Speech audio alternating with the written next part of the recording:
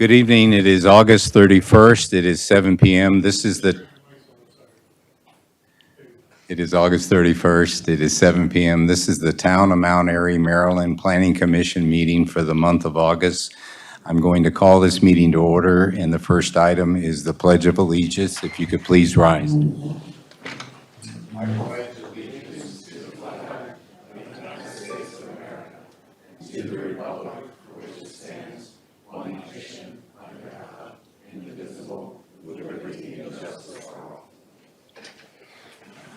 I welcome those who took time from their evening to join us tonight, and I also welcome those who are observing via live stream. Prior to going into the approval of the minutes, I'd like to make two public announcements. The first is related to the town, and as I understand it now, at the county also.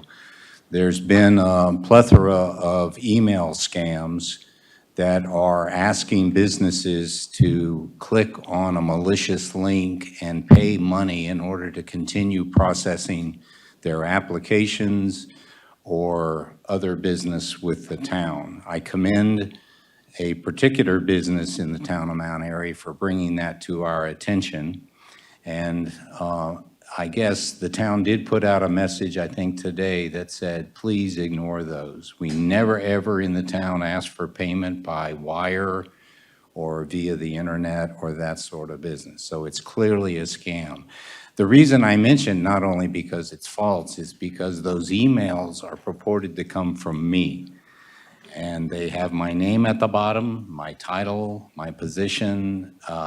And so unfortunately now in this day and age, which a lot of the information whereby you can construct such scam emails, it's all open source. It's out there as to who's employed in the town, who's on the boards, who's on the councils, et cetera. It's also out there as to the business of the town, which is required in the Open Meeting Act of Maryland, that all matters related to the business and applications have to be posted for public view. We understand that. And it's regrettable that that's, so to speak, ammunition for people who have ill thoughts about scamming others. So I just mentioned, please disregard those. And to the public that's watching, if you have any question, particularly if you're a business with regard to any such emails requiring payment, call the town hall. Just call the town hall. Call Mr. Breeding, just call any of the good staff in the town hall. They'll address that and they'll steer you right. The second matter I wanted to mention is that we're short one commissioner tonight, Bill Butts. Bill Butts regrettably can't join us tonight. The alternate, Stephen, will be voting on any motions.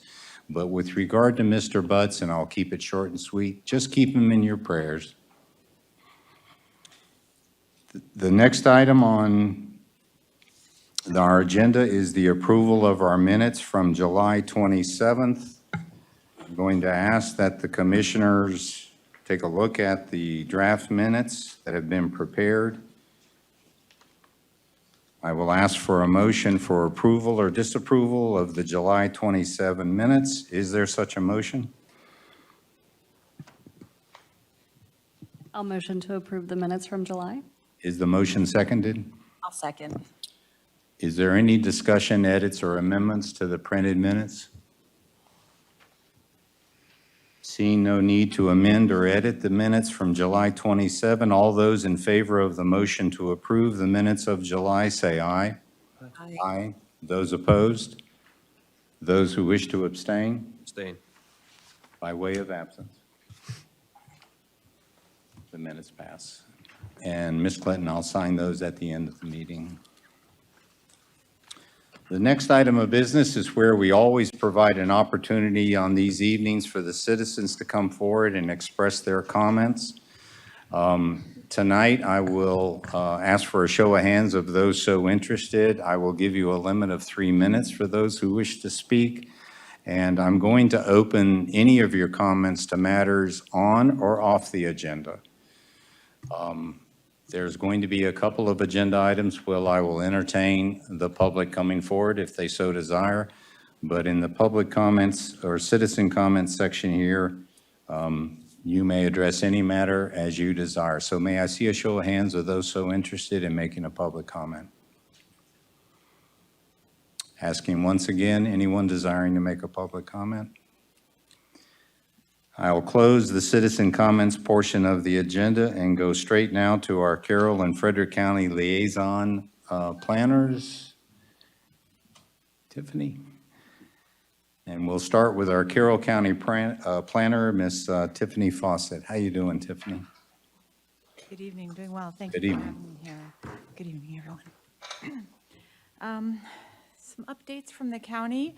We didn't have any new plans in the area nearby for the county, but we have some updates. So the next planning commission meetings for September are on the 2nd and the 15th. Some highlights for the work session on the 2nd are the code amendments that they'll be working on for self-storage, and we'll be getting back into going over some recommendations for the master plan. We've deviated from that to go over and address the deferrals that have been in place for several months now, trying to get back into working on some of the master plan stuff that we need to update. July 30th, the Board of County Commissioners directed staff to schedule a public hearing for proposed text amendments to the county code related to a couple of the deferrals, age-restricted communities, and homes discussions. Discussion will be on Thursday night. Clustered subdivision public hearing will be Thursday night, and discussions on the accessory dwelling units, our response to HB 1466, the state's requirements for accessory dwelling units, will also be held at the county office building on Thursday. And then also on July 30th, we adopted the water resource element and the forest conservation changes to Chapter 150. And there was a question regarding the changes and that they seemed a little less restrictive in some, and that was a response that in priority funding areas and for multifamily buildings, they were created to be less restrictive by the state. And then some other areas were more restrictive. So kind of trying to promote building and higher density in public and priority funding areas. And then we also had the water sewer master plan. The fall amendments application cycle is underway and will be open until September 4th. And then we'll be discussing the triennial update to the water sewer master plan in October.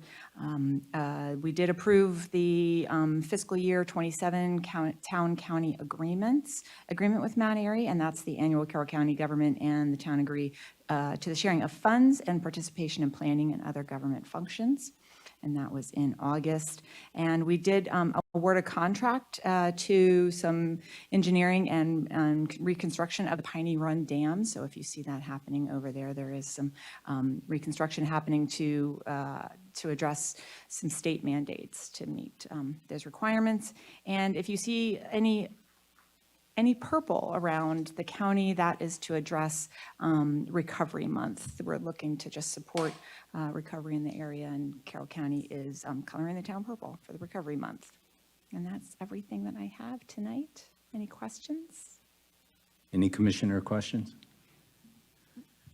I have a quick question. There was a mention of the ADU. John and staff have kind of poised that as kind of key for our town because we will look to what the county decides is appropriate as far as code regarding the new ADU, a more liberal ADU set of code, I guess is an appropriate way to describe that. And I believe you mentioned there is going to be a commissioner meeting regarding it? There's a public hearing Thursday night at the county office building for all three text amendments being proposed right now, including the accessory dwelling units. But all of the amendments are posted on our website as well, and I can forward that link to the town as well. Okay, great. John, I think you had a point? Yeah, my question was basically, it says public comment, but then you said discussion. So I wasn't sure if it's going to be both. Got a little distracted. I'm sorry, there was something that happened behind me. There will be the public hearing.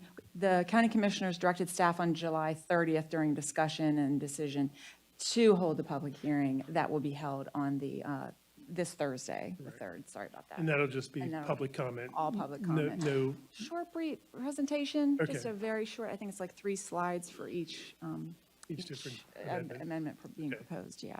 Thank you. And not to beat that too bad, has there been proposed code at the county level yet? Yes. There If has. you have any questions on it, I was in on that, if you have anything in particular that you'd like to. Not here and not here, but thank you for offering that. Maybe we'll get with you and see what that draft is. Again, any questions for Ms. Fawcett? Does she have a draft of the code?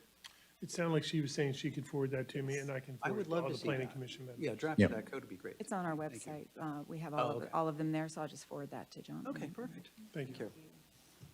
And John, what I, just speaking on what I'd do is we would compare that to our current code with regard to apartments. Is that fair? Yes, and I know Tom is actually working on something currently to look at our code, if I'm not mistaken. That's correct, and I've given a draft to town staff for review. It's probably going to be introduced and referred to this body at the next Okay. town council meeting. Oh, fantastic. 14th, I think. Okay. And for those out there, I know we're using acronyms. ADUs is accessory dwelling unit.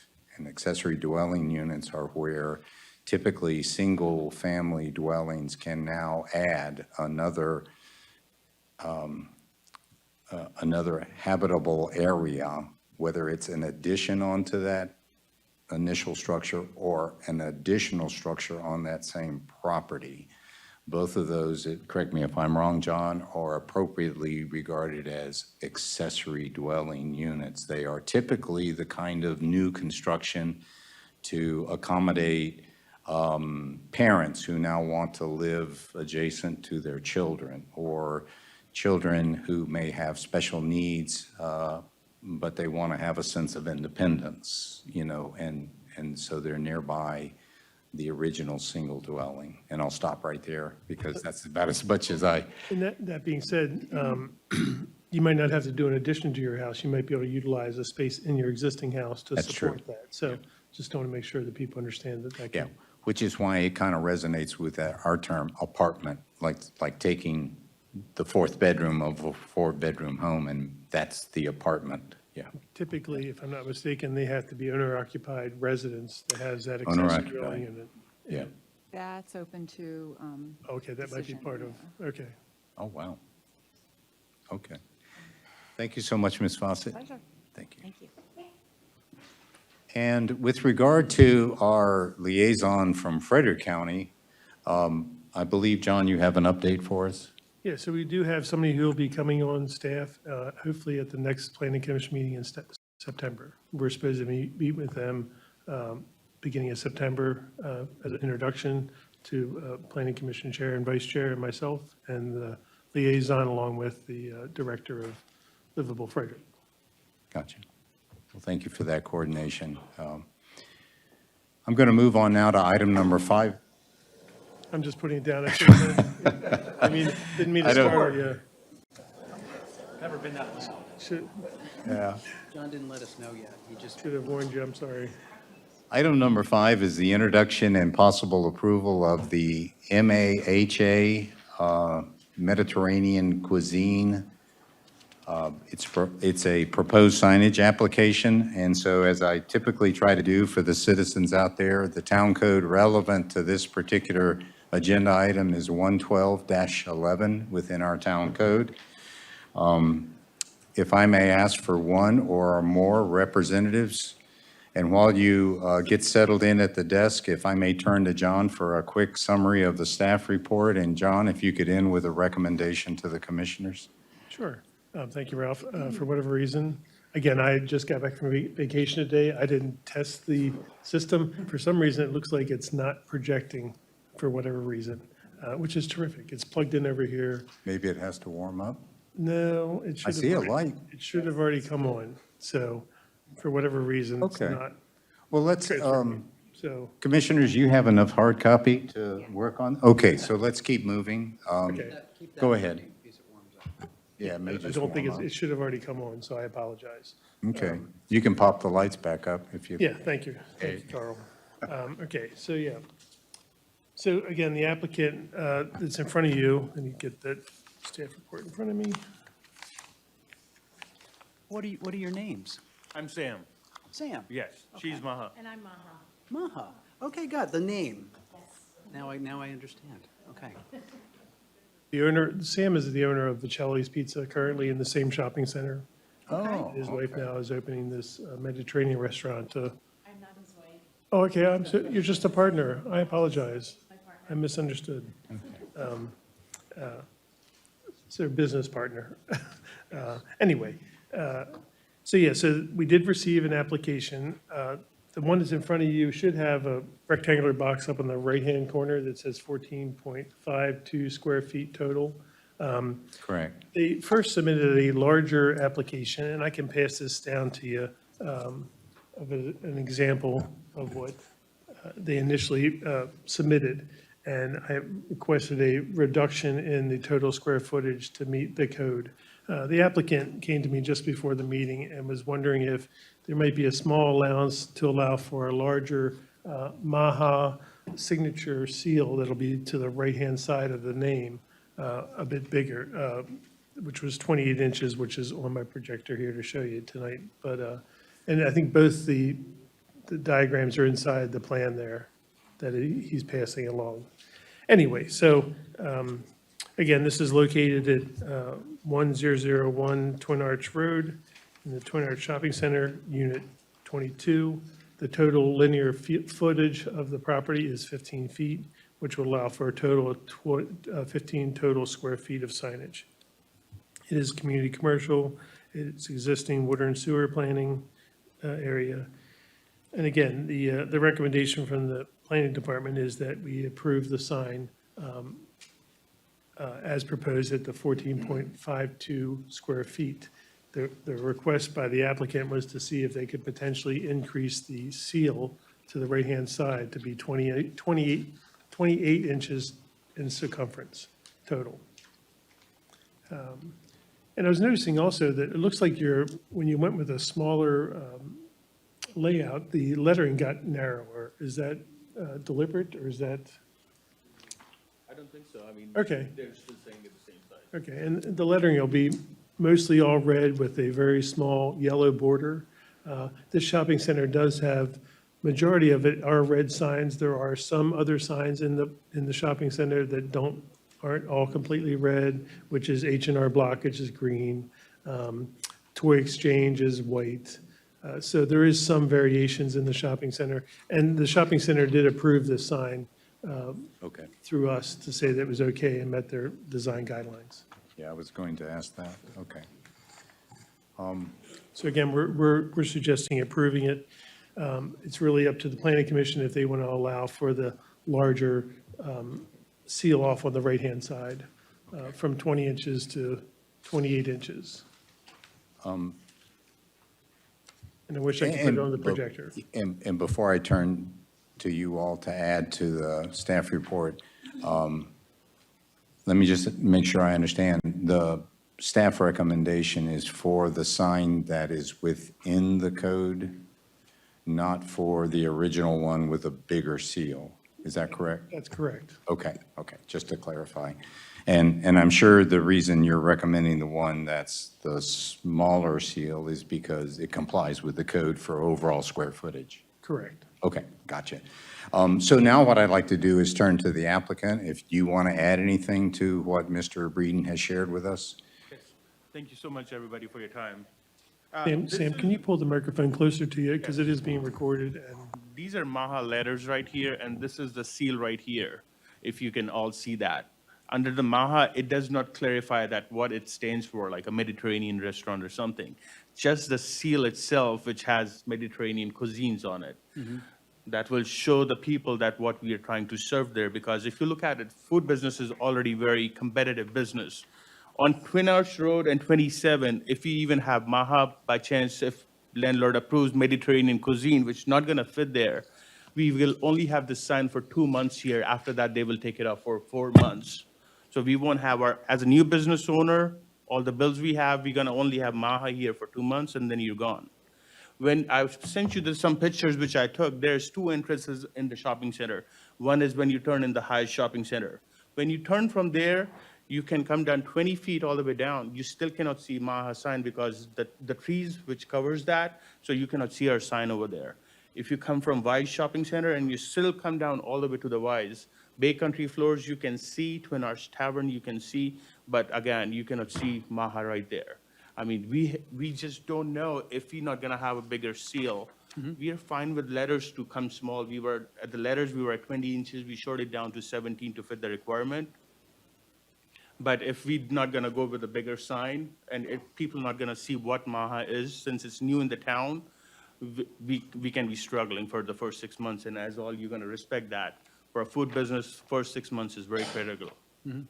So I just want your humble request that you guys can approve that for us so that we can move forward with this.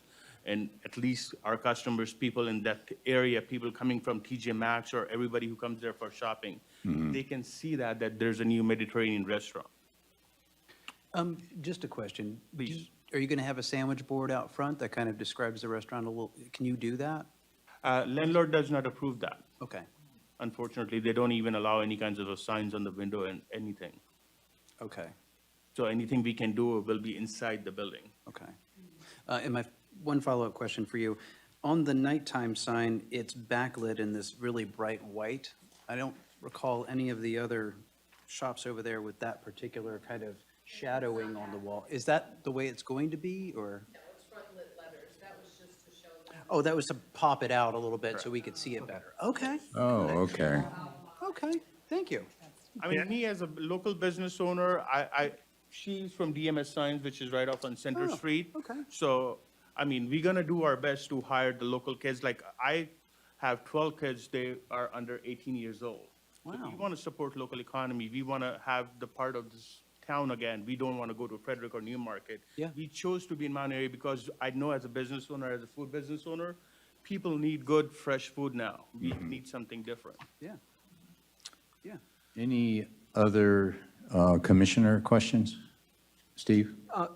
This doesn't seem to show any signage on the glass in the front of the business. Is there plans to put your logo and things on the front glass? Fortunately, we can just put the decals on the window.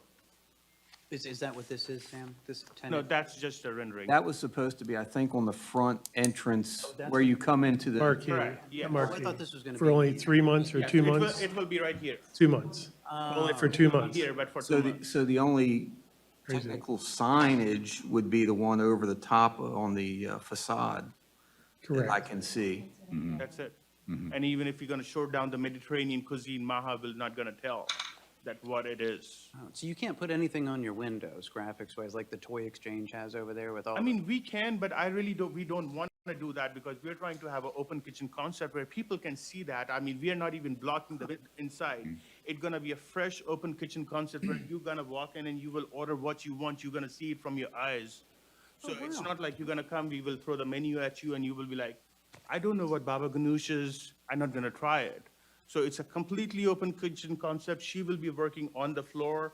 We will have everything displayed. It's a 15-foot hood where all your employees, the kids will be working. They're gonna do the wraps, the salads and everything. That's cool. So this is why we don't wanna cover our windows. We don't wanna put any decals besides the open sign and your times of opening and closing. That's all we wanna focus on over there. Okay. Any other questions? Chairman Gant, Oh, yeah, John. if I may.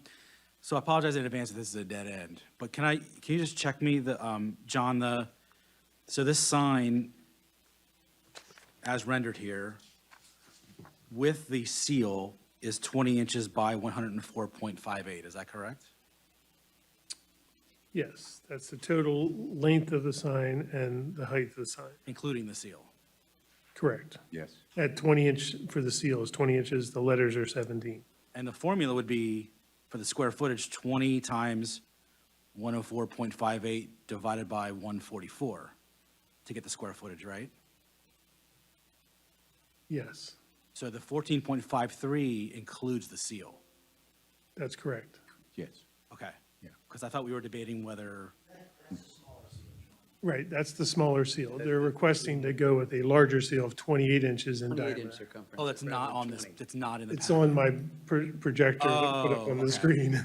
on the And that's what they projector. initially On the projector, that doesn't submitted, the application was with the larger sign. I And I apologize. asked them for a I'm like, reduction I see a seal size. here, it looks great. Yeah, So, okay. and I think it would look okay being a little larger. I think it's really not that much of a adjustment, but it's really up to the planning commission to make that determination. Any other questions from the commissioners? I'm just wondering if this is part of why we need to go back through our sign rules. We'll touch on that. I mean, does anybody here have a significant issue with the seal being a little bit bigger? Or can we make a special exception for them? My only question, was there any thought to just using the seal and expanding that instead of the lettering? You can do that, but the thing is where the sign gonna go, it's 31 inches. So if you're gonna make a bigger You're gonna seal, max out there. it's gonna max out. You have something? I thought about that. I thought that gonna be a perfect thing. What you're saying is fantastic idea, and this is what we wanna stick with, but you just can't do that. Plus, on top of that, landlord not gonna approve it, because if they're gonna approve it for me, everybody gonna come and say, M&T Bank will say, IHOP will say, hey, I don't want IHOP, I just want our logo or something, or seal. So that's just gonna change the whole thing. Is there anywhere else in the shopping center that has logos besides just Yes, lettering? Cozy Pools have it, M&T Bank has it, H&R Block has it, and IHOP and Enterprise does. Okay, let me recognize the town attorney. So subsection Q of the sign ordinance states that the planning commission, as respects a permanent sign, may grant a variation under the following circumstances. One, that the denial of a variation will result in hardship based upon some unique configuration or other characteristic of the property. Two, that granting the variation will promote commercial business and will be beneficial to the town. Three, that granting the variation will not impair sightlines, create an undue distraction to passing motorists traveling at the speed limit, bicyclists or pedestrians, or will otherwise adversely impact safety. And four, that granting the variation will not unduly impair the view of other lawful signs on neighboring properties by passing motorists traveling at the speed limit or by bicyclists or pedestrians. Thank you. To clarify, the increased diameter of the logo, it's currently in this application at a 20-inch diameter, and the proposed expansion is 28? Correct. And if it is the larger logo, do the letters correspondingly go larger? No. So the seal at the end of MAHA would then be centered on the center line of MAHA, am I correct? But it would be 28 inches. Correct. Okay. And can you, it's difficult for me to see, can you share with us what are the elements within that logo? I think I see olive branches, but I'm not It's all her sure. idea. I will let her talk to her. Sure. You've got the Mediterranean cuisine up on top here. And then you have, it's a shawarma cone, is what you're seeing. And that's the shawarma, the vertical broiler that the chicken or the beef will be cooking on. And then you have the olive branches, that's the Mediterranean, Okay. food that we eat. And it says established 2026, and it says authentic roots, Okay. which is, I'm going to be serving authentic foods from my hometown in Jerusalem. Okay. So if anybody knows, like, I guess Foto du Child, right? That's the one that has the big spit of beef that's just there, they're cutting it off of. Is that very similar to what you're saying? Something similar to that? The Yes. spit will look like that? Yes. Nice. I don't know if you. Speak to me with regard to any change in the diameter of that seal having to go back before the landlord of the Twin Arts Shopping Center for another review and possible approval? We submitted the original plans to the landlord and the property management company, and it was approved from them. Okay. They approved it. And the original plans are with the larger seal? Correct. Okay. So there's not an issue with any kind of variance tonight on the diameter having to restart your discussion with Twin Arch? Correct. Okay. And when are you planning to open? If when is opening day? everything goes fine, first week of November, we are shooting for. But Okay. My only comment, and I'm trying to temper this comment a bit, because I don't own a business, and I'm by no means a Madison Avenue wonk on advertising. So with all those comment up, have you tried? I think maybe you have looked at a signage within the 15 square footage that would be laser focused on saying Mediterranean, and it's just too big a word, or? it won't fit. If we put the Maha and put the Mediterranean, it's gonna get very small. Okay. From that, And Very pricey as well. no, I do get that point. And there's not a synonym, there's not a similar kind of branding or advertising that would be much shorter that would kind of say, oh, look, Mediterranean cuisine. I understand your point. I'm coming off of Twin Arch Road, I see Maha.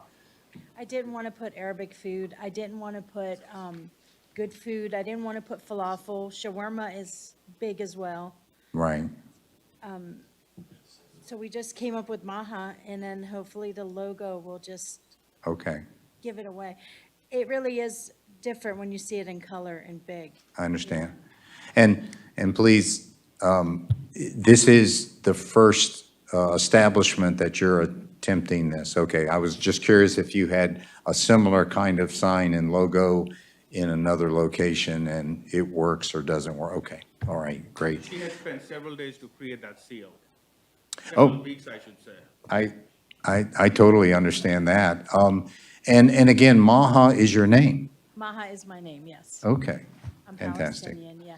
And I didn't want to put Palestinian food, just, let's just keep it nice and clean here, Yeah, it's your place. Yes. Yeah. And I did get those numbers right. Currently, it's a 20-inch diameter, and the one you are requesting for variance is 28. Correct. Okay. Ralph? Any other discussion, staff? Oh, Steve. I had a question. Tom answered Steve, can most you of pull the my, mic down towards your mouth? Tom answered most of my questions as far as whether we have the ability to do this. So we do with a variance or a variation.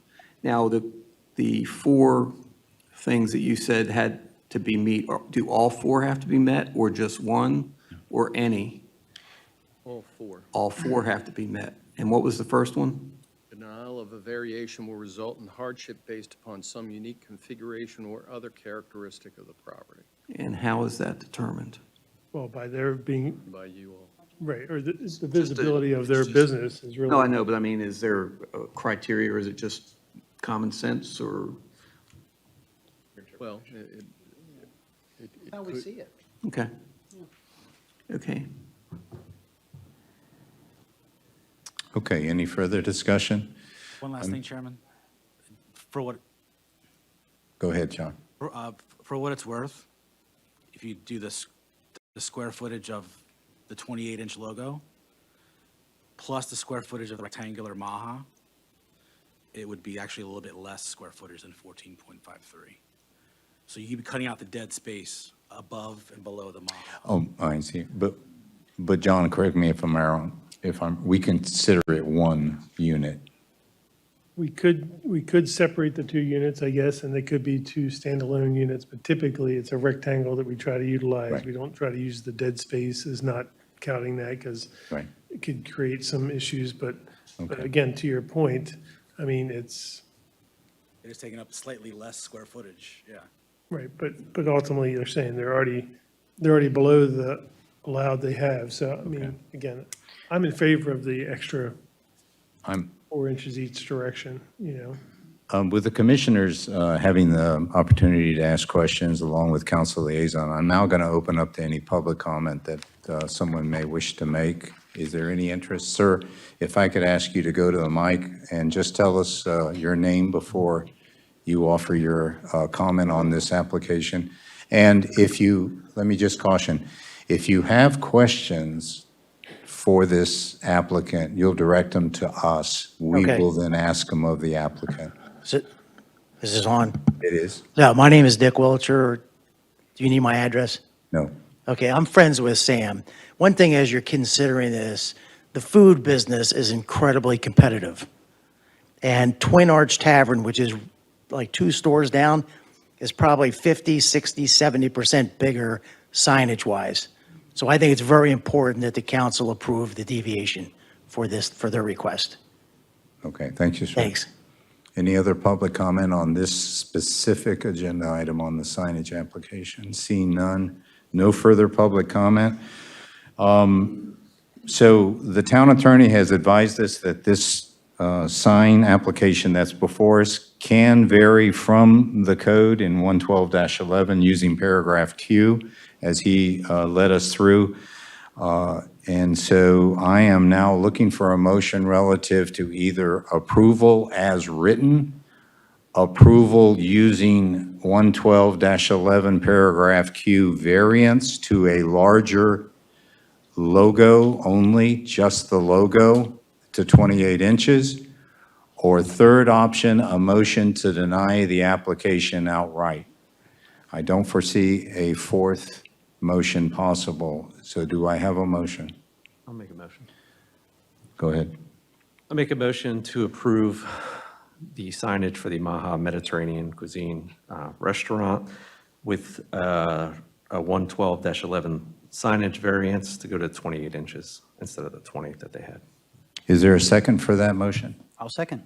Commissioner Beta seconds it. Is there any further discussion on that motion? The motion is to approve the signage using the 112-11 paragraph Q variation to allow only the logo to expand to 28 inches in diameter. Any discussion? No discussion. All those in favor of the motion made, say aye. Aye. Any opposed? Any abstain? Congratulations. Thank you so much. Welcome to Mount Airy. November. Thank you. And seriously, us too. Thank you. Thank you. That's gotta be a huge relief.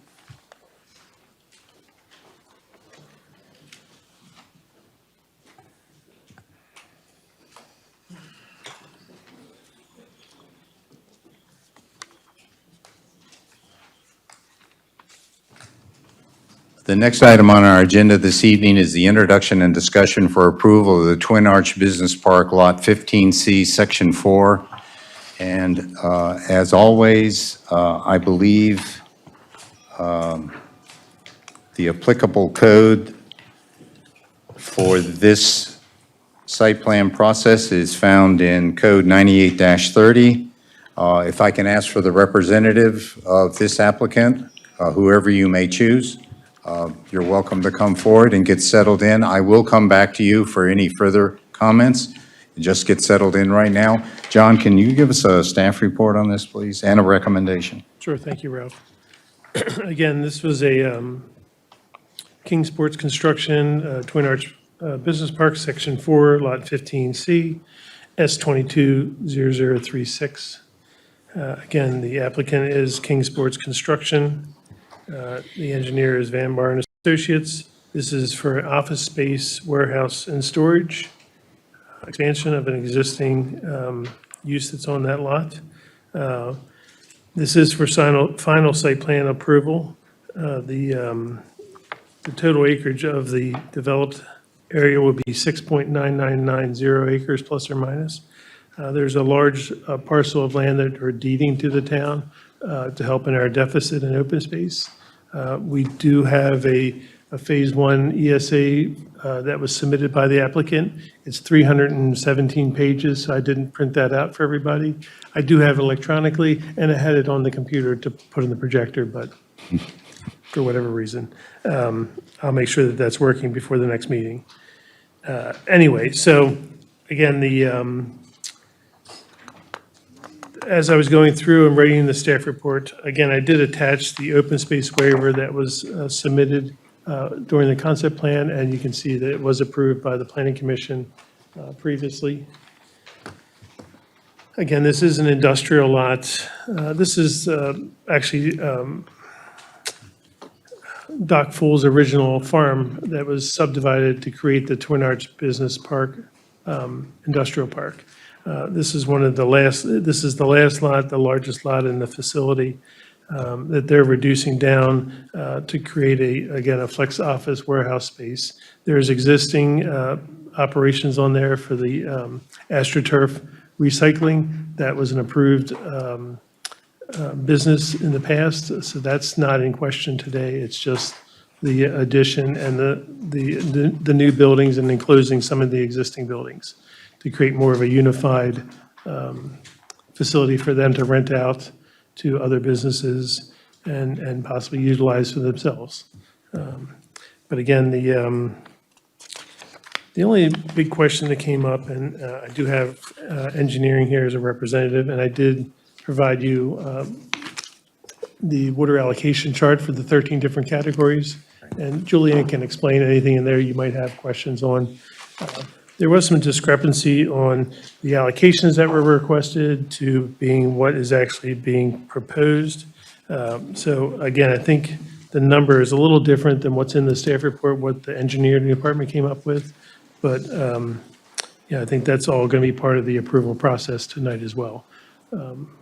So again, there is allocation within inside our 13 categories for this water allocation for this subdivision to happen, or the site plan to happen.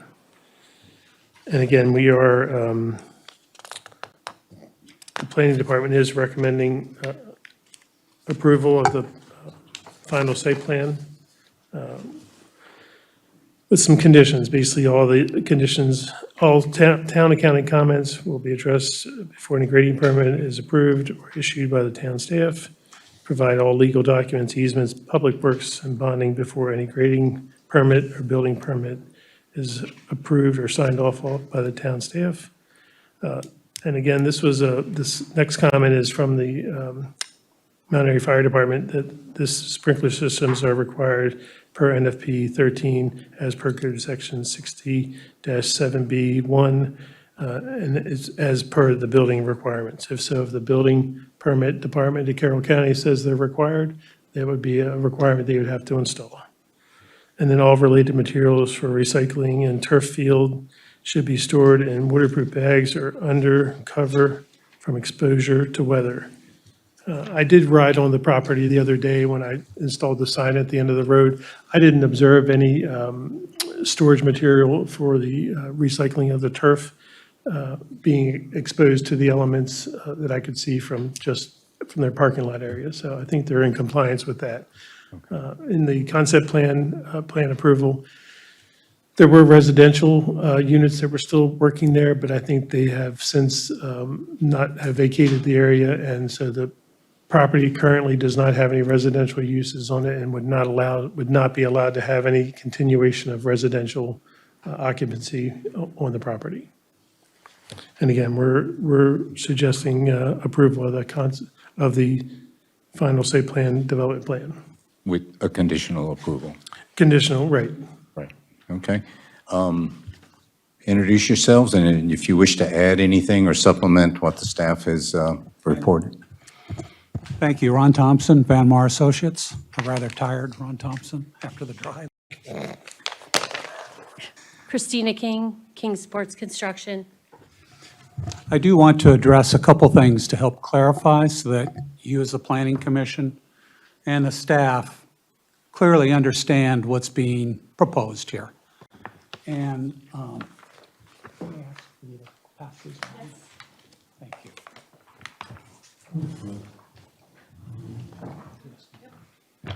I have two handouts just to sort of explain from concept plan to final site plan to also water usage in the handout.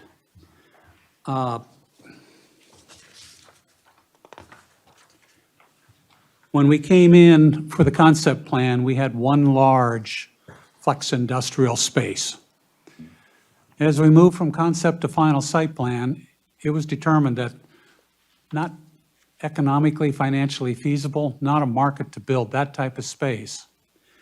And we also were leaving a little over 12,000 square feet of pole sheds in place, not being used, could be used as storage.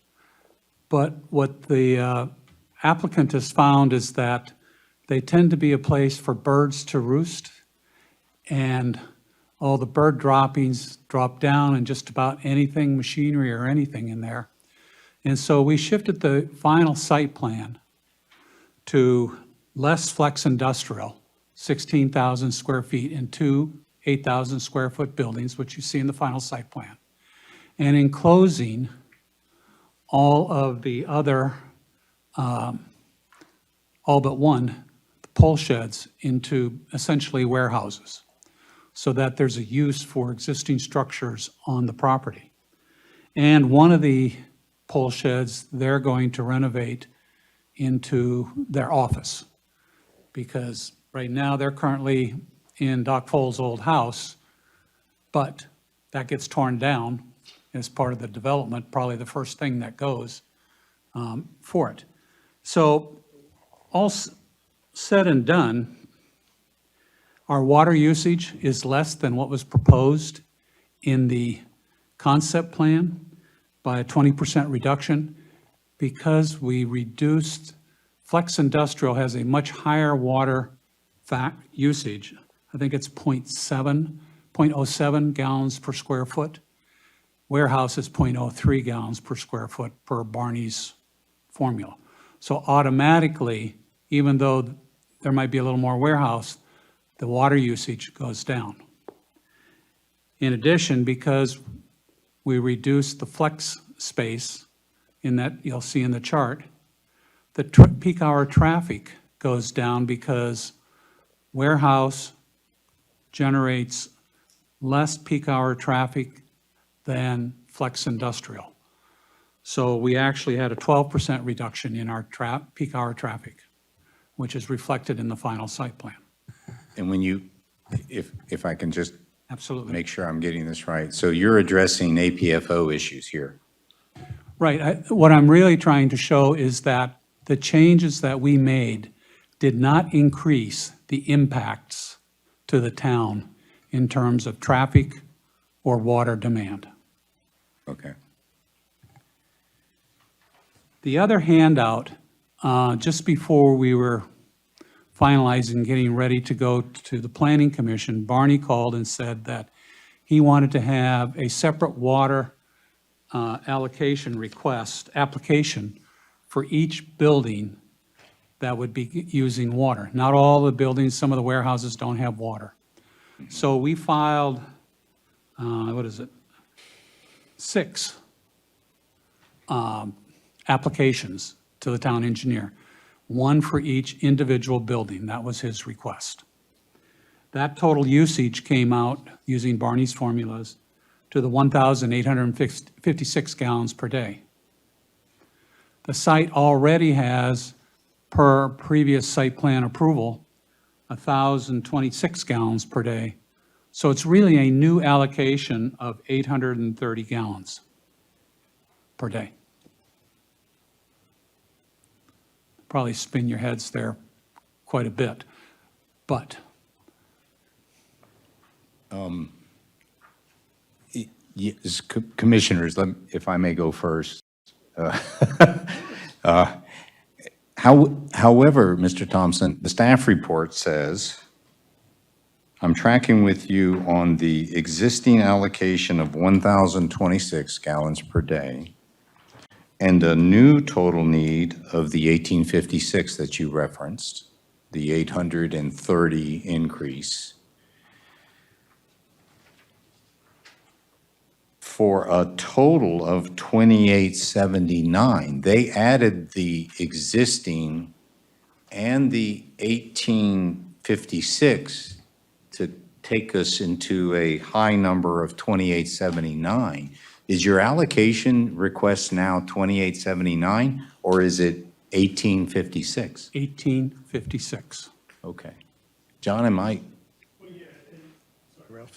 And again, really, if they have 1,000, and this is all new information here that I just received today.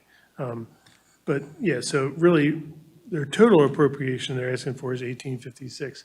But the additional appropriation they're asking for totals 830 is what Ron's documentation is here saying. All right, I'm tracking with that, right. Yeah, so, I mean, again, and I must have misunderstood from what his application and allocation requests were when I totaled it doing my staff report. So I apologize on that. That's on my end. And when I read the staff report.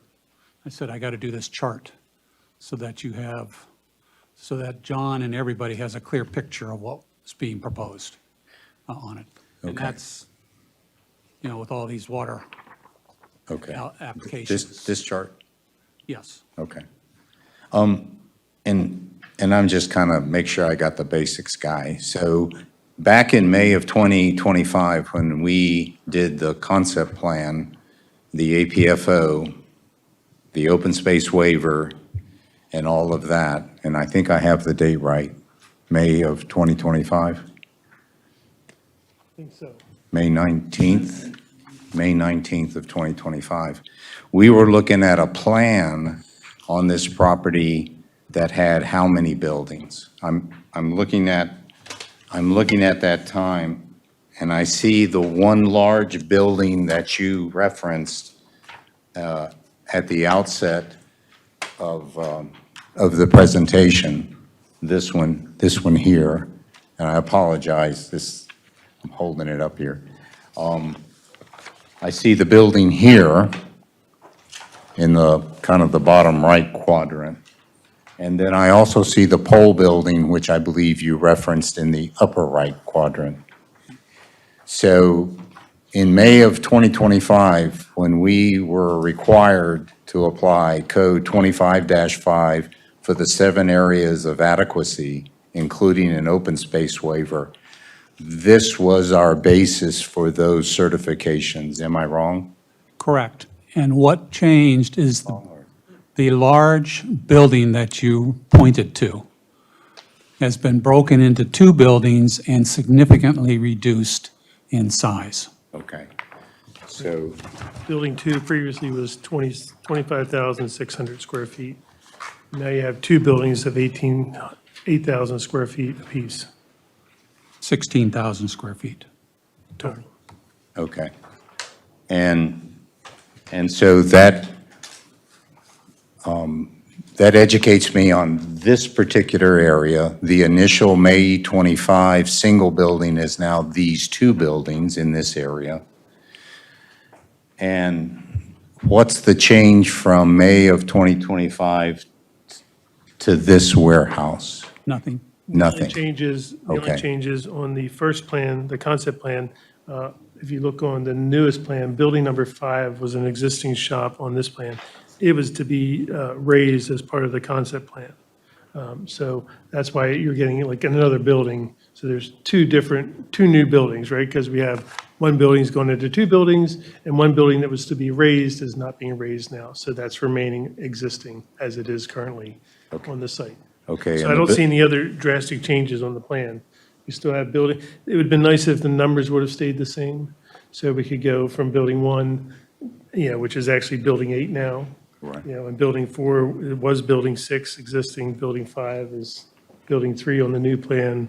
Building 4 is number 2, building 3 is 1. Right. I understand. So this building was initially going to be raised, is that correct? No, No, that was a new building. Okay. What building on this was going to be raised? so basically the 2 new buildings are, the one that says building number 5, existing shop. That's a structure that's been there forever, since I've been working here. Okay. It's like an old garage that they're using for Sure. welding. Sure, gotcha. And so, focusing now on, I'm looking at the deltas. Without hopefully swaying the other commissioners, I'm trying to determine the significance of changes from where we evaluated the concept plan and where we are now in this proposed final plan as to all what we're talking about, Mr. Thompson, being significant or not significant, using the language in the code, and the fact that we did an APFO on those 7 areas of adequacy based on this, and now we're seeing this. So let me stay with where I was going. This building was formerly the pole building. It is now going to become enclosed? They will put a front on it with garage doors, yes. Okay, and then I also heard perhaps become an office space? That's building number 2. If you look straight over off of building number 1, Right here. right there. It's a little pole building, 2,000 square feet. That will be their office.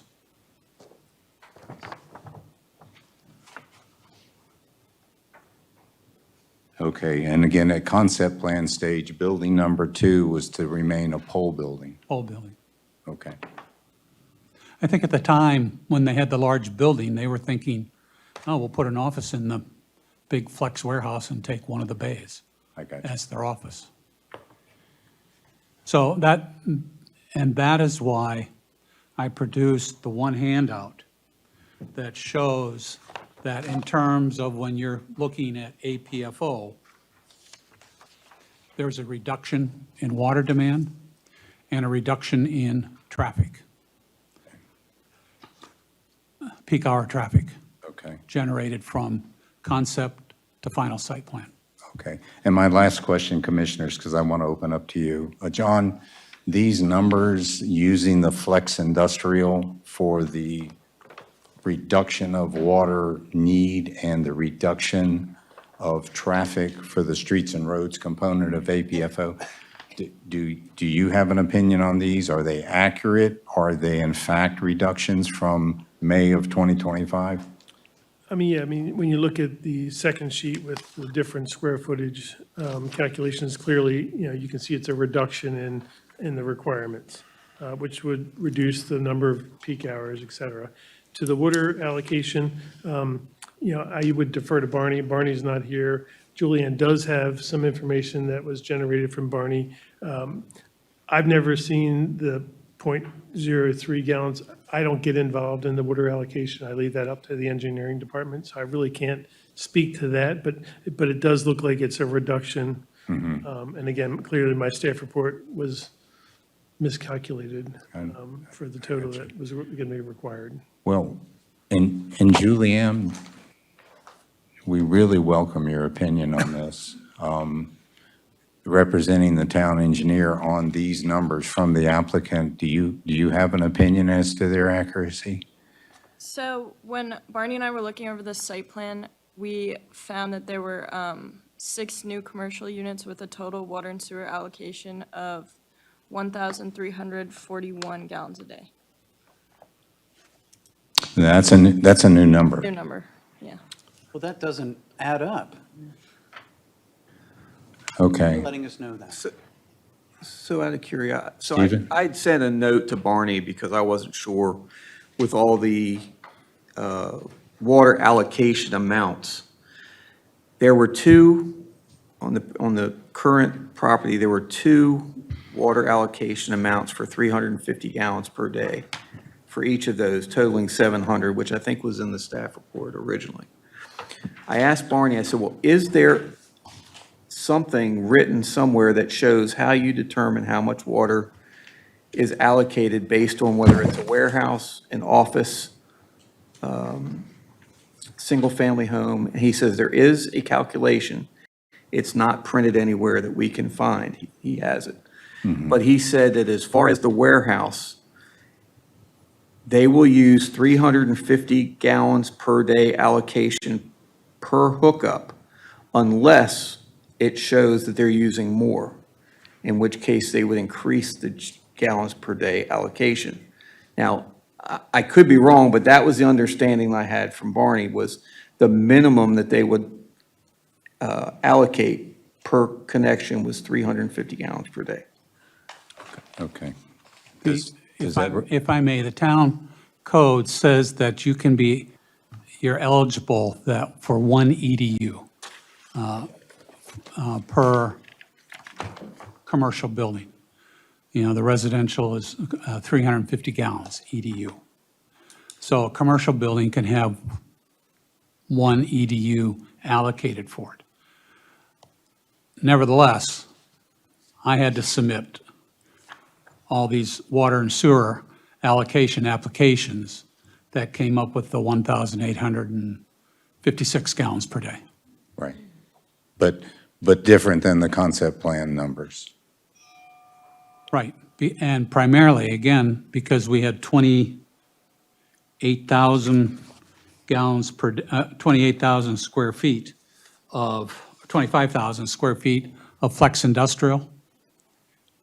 Barney's chart here, water application rates for flex industrial is 0.07 gallons per square foot. A warehouse in his chart is less than half that amount per square foot. Okay. So that's why you bring that water usage way down, because we've reduced the flex industrial by 37.5%. I understand. But again, I'm just being right up front. But please appreciate, I understand your argument with the numbers that you've provided. It's unfortunate they don't line up with the town engineer's numbers with regard to the same new plan and buildings. And that's just me. Let me be quiet and open the rest of the dais here. Any other questions on this? I have a few comments. First, with John, one of the conditions that we talked about was, where is it? About the recycling and the turf fields, about waterproof bags or undercover. So if that goes through, who enforces it after approval, or after this is done? Because there's no, like, cover being built, like physical building. Well, again, like I said, I did ride through the parking lot the other day, and I didn't see any visible signs. Previously, I rode by, and there were items just sitting out, a bag of the beads just sitting out. And again, it sounds like they're enclosing all their areas where they're preparing or cleaning that area, or cleaning the turf itself. Again, I did not see anything visibly of anything sitting out exposed, either astroturf or beads in a bag. But I think my question is, like, if there's no actual proposed building on here for that, then who's in the town is enforcing it after we approve this? Again, that's not what we're approving tonight, because that use has already been approved. Yeah. No, I meant with that condition. I see what you're saying.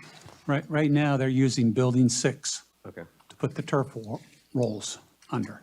Okay. The problem, when they store the turf rolls, is that they're soiled by all of the birds flying in and out.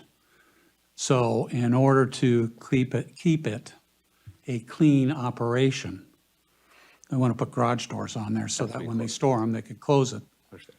And they don't have all of the birds nesting in the rafters, dropping on their turf Understand. products.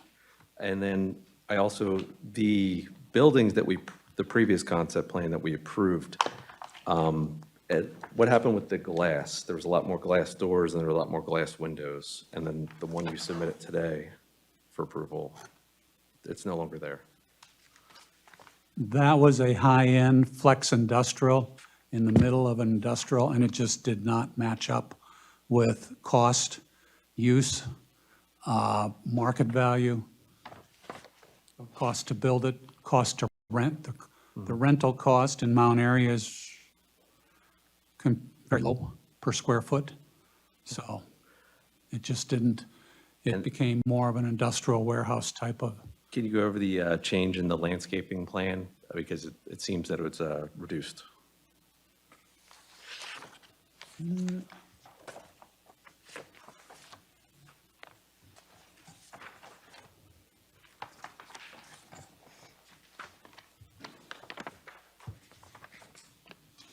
I'm not sure there was a reduction in the landscaping per se. I think the biggest issue is that we were able to meet the requirements for perimeter landscaping. There are no trees in the middle of the permeable pavement areas. Mm-hmm. And it said we're using evergreens. What does that mean? They're already there, existing along the roadway. Okay. We're not planting evergreens. They're actually having to relocate a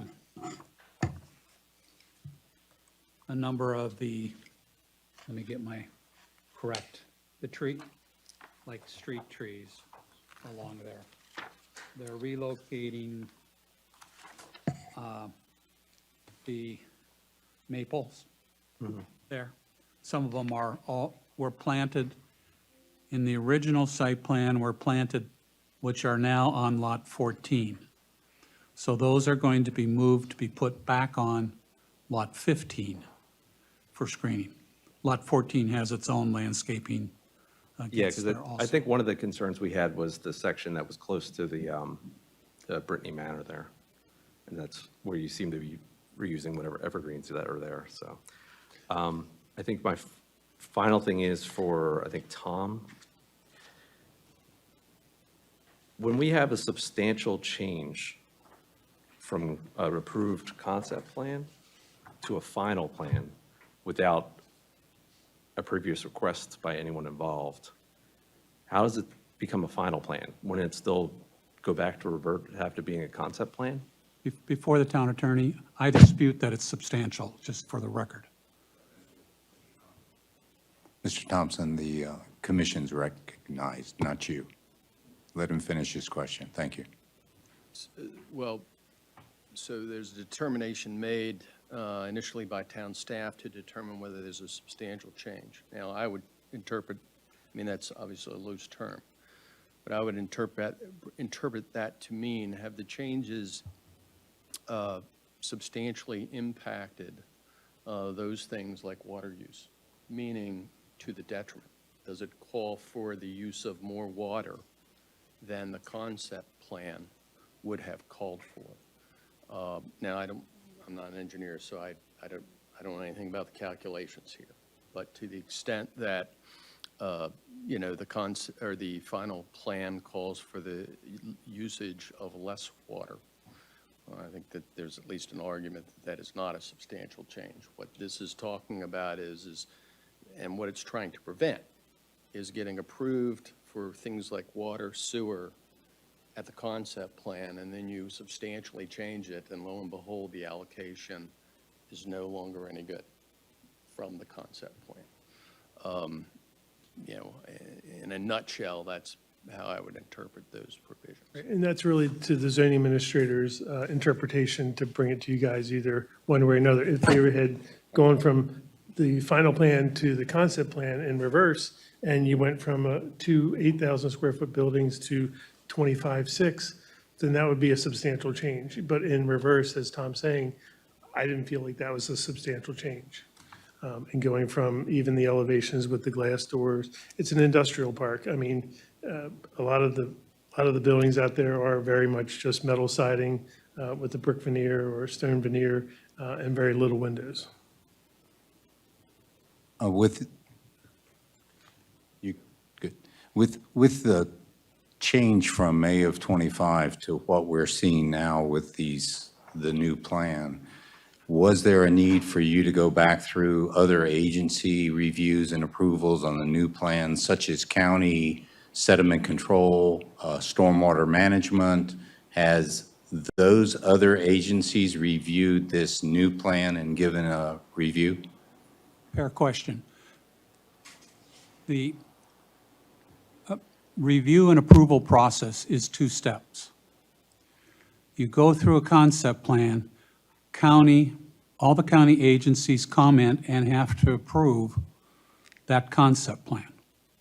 When you go to a final site plan, you submit that. You submit it again to all of the agencies. They do a new review on it, and then you get what is considered a final letter or a final approval. For instance, we have the final approval of stormwater management there for it. Same for landscaping, soil, sediment control, those types of activities. So it is it's 2 separate reviews, processes. Concept review, we have to get through all of the approvals before John will bring it to the planning commission, start over in the entire review. Everybody gets the new plan, re-reviews it, issues comments, we respond to comments, adjust accordingly, whatever, and then get to a point where we get approval letters from the county to a point where then John feels he can bring it to the planning commission. I do want to say one comment real quick. When I did do the drive-by the other day, I was really dissatisfied on the trees that were planted there. Majority of them are dead already, so I don't know how you're going to transplant a dead tree onto Lot 15C. I feel like even the evergreens along the perimeter there are very lacking. I know that when you put them in there, they were seedlings, and they were not much of anything, and some of those really don't look that great currently. I have pictures, but the projector's not working. So again, that would be one of my other things I'd like to have you guys address, which I'm sure you can do readily and very easily to do so. So, They would have to, if the trees aren't viable, they would have to plant new ones simply because in order for the town to do a final inspection for landscaping, you have to have a thriving, living tree yep. there before the town will sign off on it.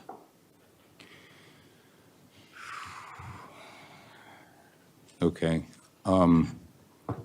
If I may stay, Tom, with the thread we've begun with regard to the agencies. I'm reading the code here.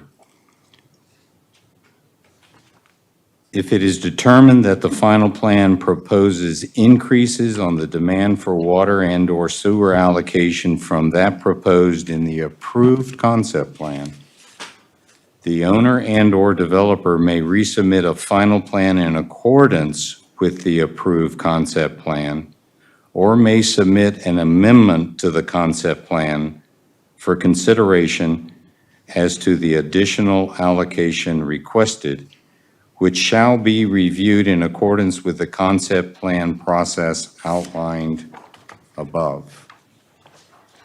So is it a fact tonight that we do have an increase in the water allocation from the concept plan stage? Incorrect. We have a reduction. Okay. We have But I thought I heard 830. we have a 20% reduction. When you look at the concept plan listed 2,314 gallons per day. The final site plan lists 1,856. Okay. That is a 20% reduction in water use. Okay. Now, let me pause there then. Julianne, I believe you stated, but don't let me put words in your mouth, that you and Barney, town engineers, have not yet been able to verify that at this time. Is that accurate, that you have a different number? We have the number that's based on the July 2026 plan. Which is, So I do not have one on the other plan, okay, okay, on the May 2025. okay. So just hold that thought. I'm trying to be righteous with the code. And another question to Tom. 98-30, paragraph G, as in golf. Final site plan submittal. A final site plan application must be submitted to the town within 6 months of receiving concept plan approval from the Planning Commission. Failure to timely submit a proposed final site plan shall result in withdrawal of the adequate public facilities certifications and water and/or sewer allocations. And I'll put words in here, those were given at the concept plan stage. And/or sewer allocation capacity to the project and/or withdrawal of the project from the waiting list, and shall require that the project restart at the concept plan stage of development plan submission. That's paragraph G. So if we look at the concept plan approval from the Planning Commission per your report, May 19, 2025, and here we are today looking at the final site plan submittal, and we're looking at a bit of differences with regard to the water allocation that was given then, and the one that we're seeing now, hearing now, and that we have a different set of buildings from the concept plan layout to what we are seeing now. Getting back to a previous commissioner's question about significant change from what was approved at the concept plan stage. And the fact that this is well beyond 6 months today. May I seek your, When was the application submitted? The ordinance says there must be an application submitted within 6 months from the concept plan. For the- It doesn't say, when does it get on a planning commission agenda? Fair So enough. My first question would be, when was the application submitted? Application for water or application for No, the? application for approval of the final. final site plan? When was it, when did you receive that, John? July 30th, 26? That's It says correct, received with a stamp on the front of it. correct. Okay. In- just- Incorrect, so Just, we'll leave just it, a I'll minute. comment. Just a minute, Mr. Thompson. Second time. Let's not have a third. I'll table this in a heartbeat. So with that information of July, do you have an opinion as to 98-30 paragraph G, making this an untimely submission? Well, my second question would be, why did it take that long? Failure to timely submit is suggestive of a lack of diligence on the part of the developer. I don't know why there was delay. Somebody else can speak to that. Okay. I have an educated guess. I can gather and guess that it takes a long time for the county oftentimes, who we have assigned to review things like stormwater management approval. Often takes the county a long time, longer than 6 months, to approve stormwater management. Again, I don't speak to this circumstance. I don't know why that delay. And I think that's a relevant consideration for you to consider in determining whether there has been a, quote, failure to timely submit. Understood. And again, if I read you correctly, there could be cause for the delay out of the developer's control that could be considered to not apply paragraph G Yes, and. in so many words. And beyond the town's. And beyond our control, certainly. So let me direct that question to you, Mr. Thompson, then. Can you give us some insight as to why from May of '25 to today, or I'm sorry, to July's submission, we had this delay? I'll refer you to the title sheet. When you look at the revision block at the bottom right-hand corner, the first comments responded back were in January 2026. That means that we had to have submitted the final site plan, the initial final site plan, probably 3 months before that. So December, November, October, probably around the first part of October was the first submission of the final site plan within the 6-month period. And it has taken from that time until now to go through the regulatory review process. Mr. Thompson, was the final site plan this one? Or was the final site plan the one that you presenting us today? Presented When was today. it? There have been no changes from the final site plan in its Except for initial submission to Three the of the town and buildings' county. diameters changing, square footage, and you took one big building and made it two. No change from when we initially submitted the final site plan Building to the number town and 4 county. is now, it was building number 6 on the one that we approved. Building number 4 is now 2,008 square feet. Building number 6, which is in the same area, was 1,920 square feet. Building number 3, which was building number 5 on the one that we approved at 4,400 square feet, is now 5,000 square feet. And then this example pole shed that's a proposed office building in the new one that we got a month ago was example building number 4 at 20, existing building, 2525 square feet. And this one is 2080 square feet, so there's a reduction. And, yeah, and then you added one big building that we're getting rid of for 2 smaller ones.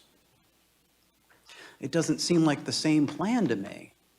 We checked some of the dimensions of the buildings going into the final site plan, Which is this one, which is the one which is that not the one we approved. which is the one that is before you today. Okay. Okay. So revisions were made on a timeline beginning in January of this year. October 2025. The first revision, I apologize, the initial submission had to have been in October. It generally takes 2 to 3 months to get comments back on the initial submission. So that would have been October, probably 2025, which is less than 6 months from the concept site plan approval. And then you can see the dates every time that we got comments back and were able to resubmit.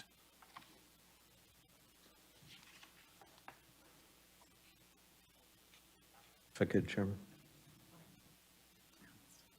Yeah, go ahead. But if you had submitted the original concept plan that was approved in June, though, this would have come back to us a lot sooner, correct?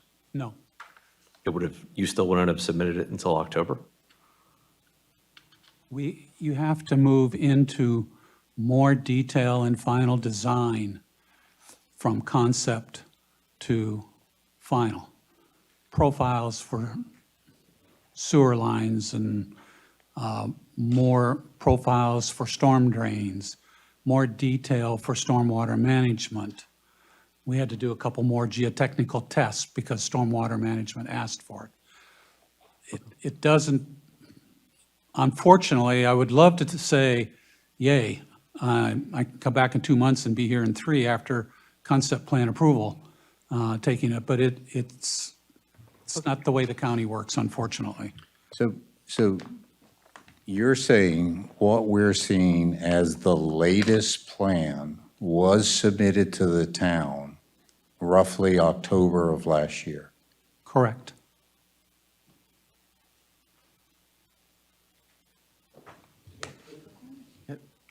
This was after the town and the planning commission had completed APFO on this, correct? Correct. But as I looked at it, it was less impact. Water, sewer, traffic. And I'm getting to just basics. And this had a water allocation that is now different than this. Your argument is a reduction from the original May concept in both water, sewer, and streets and roads. I heard you mention traffic. Correct. It's on the title sheet of each one. And where I am with all that basics is town engineer, I believe, has different numbers, whether they're higher or lower than the concept plan allocation. And we haven't even examined yet the proposed reduction in streets and roads of the APFO certification, which is yet a different town engineering question and analysis. Correct, Ms. Friedman? I'm sorry, I'm not sure.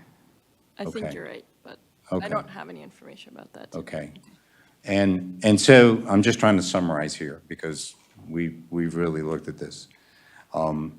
2 of the 7 critical aspects of Code 25-5 for APFO certification are being alleged in a dramatically, my words, we could argue it's subjective, in a dramatically different plan with numbers that I can't confirm personally, and frankly, the town engineer can't confirm. May I ask a question? Sure. Julianne, what did you say? I have to ask through you. Sure. What did the town engineer come up with for water allocation on the final site plan? I think it was 1,300. Yeah, it's 1,341. It's 500 gallons less than what I was putting on my plan. I don't know how they got less than what my water allocation applications are. And yet there's now probably a fifth set of numbers. Concept plan numbers, 800.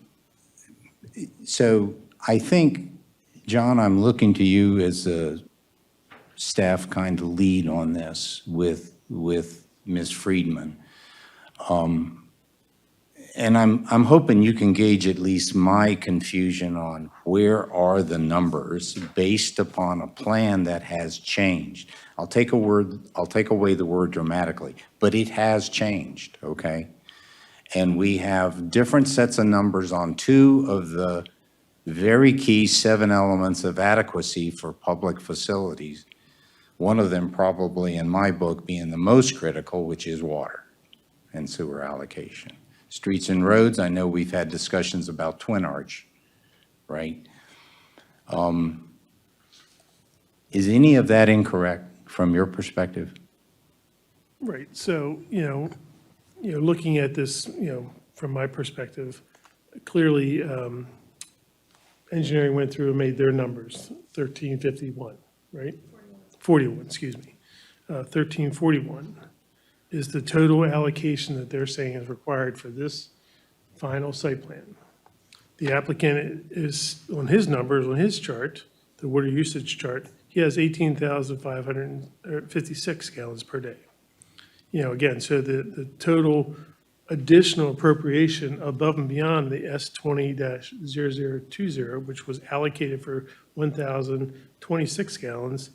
I'm not doing math really quickly in front of you, but it's reducing even more additional allocations they're asking for. So, again, I don't see a drastic change in the plan. Yes, the plan has changed, but as to Tom's point, it hasn't increased the demand for the water or the demand for, to go back to the concept plan, in my opinion. Ms. Wallace? John, Clearly. I appreciate that, but that is not clear in the staff report. And again, to Ralph's point, we're hearing multiple different sets of numbers. There's no standard for the formula for the calculation. I'm seeing, a 350 gallon per day recommendation, and I'm seeing that the applicant uses a square foot calculation. So, Which I was unaware of. right, but that's not in our town code, right? Right. And so there's no standard, there's no consistency. It is impossible for the planning commission to make a decision on a water allocation with the numbers, the multiple sets of numbers that are in front of us. Okay, I'm going to, Steve, did you have a comment? The only question I had was, I wasn't here in May when you all first did the conditional approval, so I went back and I watched the council, or the commission meeting, and the commission was told 100% that this is the plan we are going to build on this site. No changes, this is what we're doing. Within 5 months, they've got a completely new set of plans that the commission never got an amended copy, they never got anything regarding the change in the plans until this current plan. So I'm not sure, where everything changed, but they're just, to me, changing from the one large to 2 smaller buildings. I don't know if that affects some of the sewer connections. Are we going to have 2 sewer connections for 2 separate buildings versus 1 when we have 1 large warehouse? I don't know. That's something that hopefully I'll learn as we go along. But to me, there's a change. So we just have to decide if it's significant enough that we have to go back to. Well, let me just plan. let me just be certain. The plan we're seeing tonight is the plan without any revision anticipated? Is that Correct. correct? Okay. All right.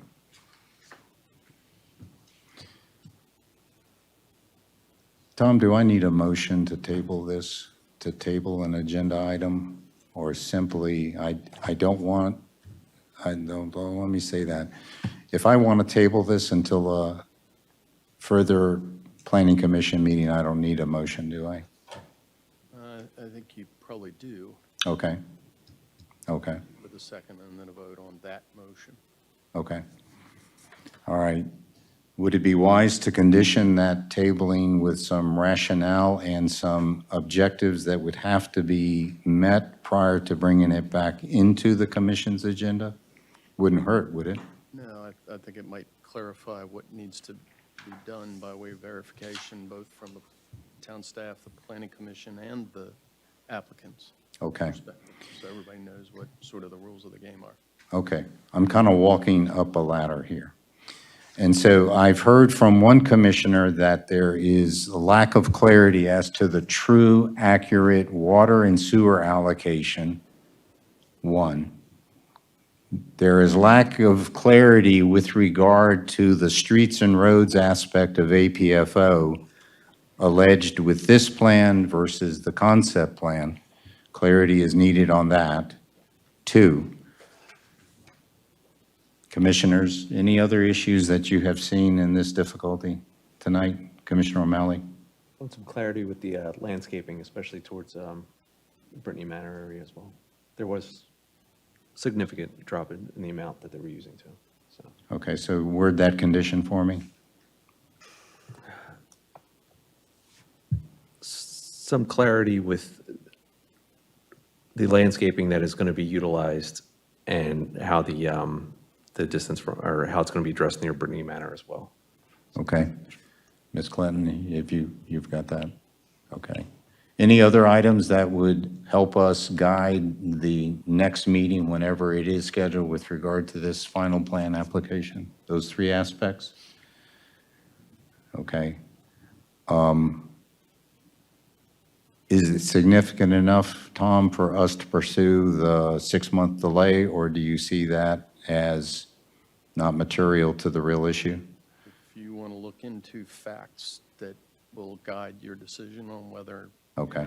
this is some Okay. lack of diligence or something else. So a fourth and final condition would be as to the exact dates and what plan were submitted on those dates, whether it was the plan from the concept review or whether it was a revision, any change of what we looked at and certified in May of '25. Any revision. So those are the four issues. So I make a motion to table this agenda item with regard to the final site plan application until those four conditions, as I mentioned, clarity on water and sewer allocations, clarity on streets and roads impact, the landscaping clarity with regard to this new plan, and finally, absolute details as to what plans were submitted and at what time to the town beyond the concept plan approval. That's my motion. Do I have a second? I'll second. It's seconded. Is there any further discussion on the commission? All those in favor of that motion to table with those conditions, say aye. Aye. Any opposed? Any abstain? Thank you. This agenda item is closed.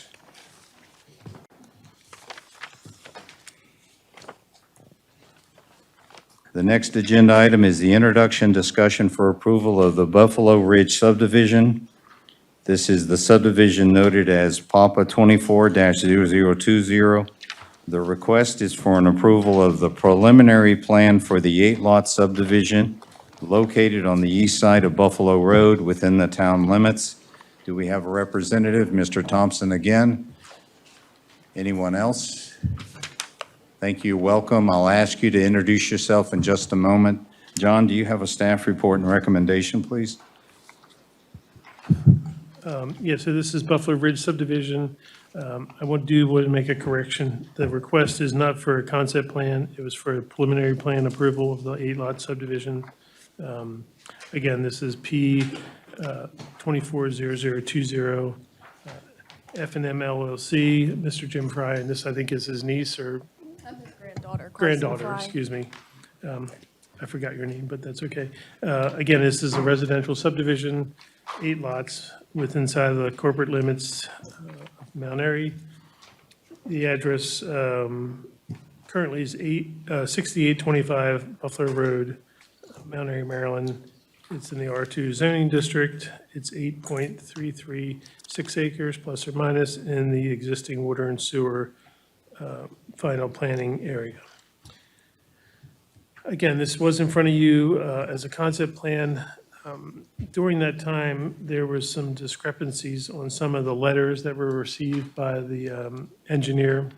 I did attach a revised open space waiver, and I feel like that's something we should address initially before moving forward, because it was one of the requirements in the staff, inside the approval of the concept plan, was to have the revised letters and then to also apply for the open space waiver as part of the minutes that are in your packet.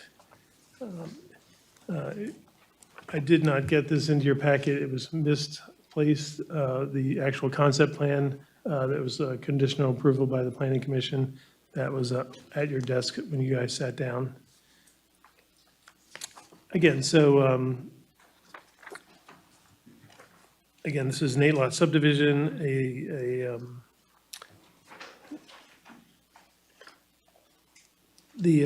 excuse me, I'm sorry. The applicant is deeding a portion of the property to the town. There's a parcel that's 4.6 acres for open space. The actual usable, recordable, they can use towards the total open space required for this parcel is 2.17 acres. Excuse me, what they're deeding to us would be 2.17 acres. The required open space for the subdivision would be 2.099 acres, which they're exceeding that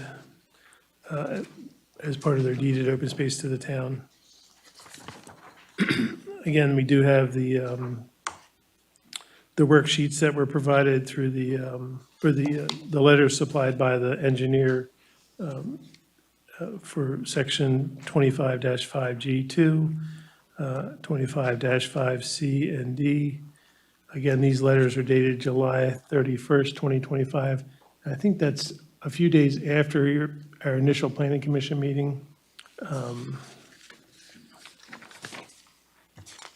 Because that was on July 28th, 2025. Again, this subdivision will be providing a connection to the Summit Ridge Park and Pavilion. They're going to be doing road improvements to Buffalo Road, realigning that to make it less of a 90-degree turn.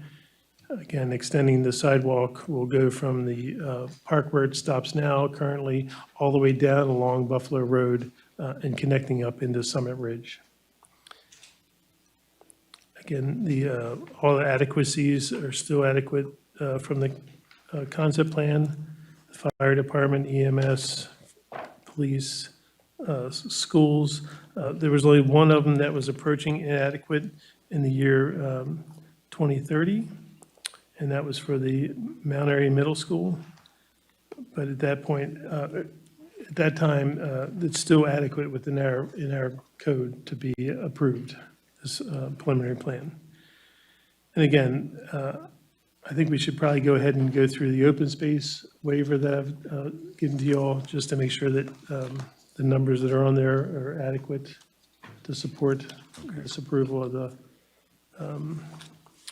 final site plan, or final subdivision plan, or preliminary plan, excuse me. So to recap, I believe your recommendation is that we first and foremost need to complete the open space waiver in order to complete the APFO certification. Correct. And then secondly, once that's done, we then evaluate the plan and its merits as a Cluster subdivision, preliminary plan. preliminary subdivision plan. Yes, sir. So it's kind of a 1-2 punch here, right? Yes. Okay. I got some questions, but in my normal course, this is where I ask the applicant if you want to add any comments to the staff report. No real comments. I think when you look back on the notes, you had considered APFO. I had a couple typos. You kind of said it got rounded into a motion to approve the concept plan without there being a formal two-step process, which is John is saying he wants you to come back and do that. Second is that you'll find hardly any changes from concept to preliminary in terms of the subdivision. Okay. Change might be, I think we got rid of a pond, able to get rid of a pond, so-called little pond for stormwater management. But other than that, it is what it is. Okay. Yes, anything? No. Okay. So I'm going to be, once again, leading on this, and that is, did we fail to do the open space waiver when we did the concept plan? I could not find a copy of the open space waiver within our file. We did talk about it, though. We did talk about it, yes, but again, I think because the letters had some inaccuracies from the engineer, we didn't actually complete that open space waiver request. Hence why there was never one that was approved by the planning commission, the actual waiver request. I could have sworn that we did. I mean, did anyone go back and watch the, I think Deborah did, but she Look just at the left to minutes. use the, again, the minutes are attached with the plan here. And again, it doesn't talk about it in there anywhere that was actually approved. It just talks about requiring the additional changed and corrected letters from the engineer. well, we had a whole conversation, if you all recall, about like, whether there needed to be concrete barriers along the road and whether it should be natural or open. And so, yeah. Right, I mean, I know we did discuss a bunch about that and concerns about the trees and site distance.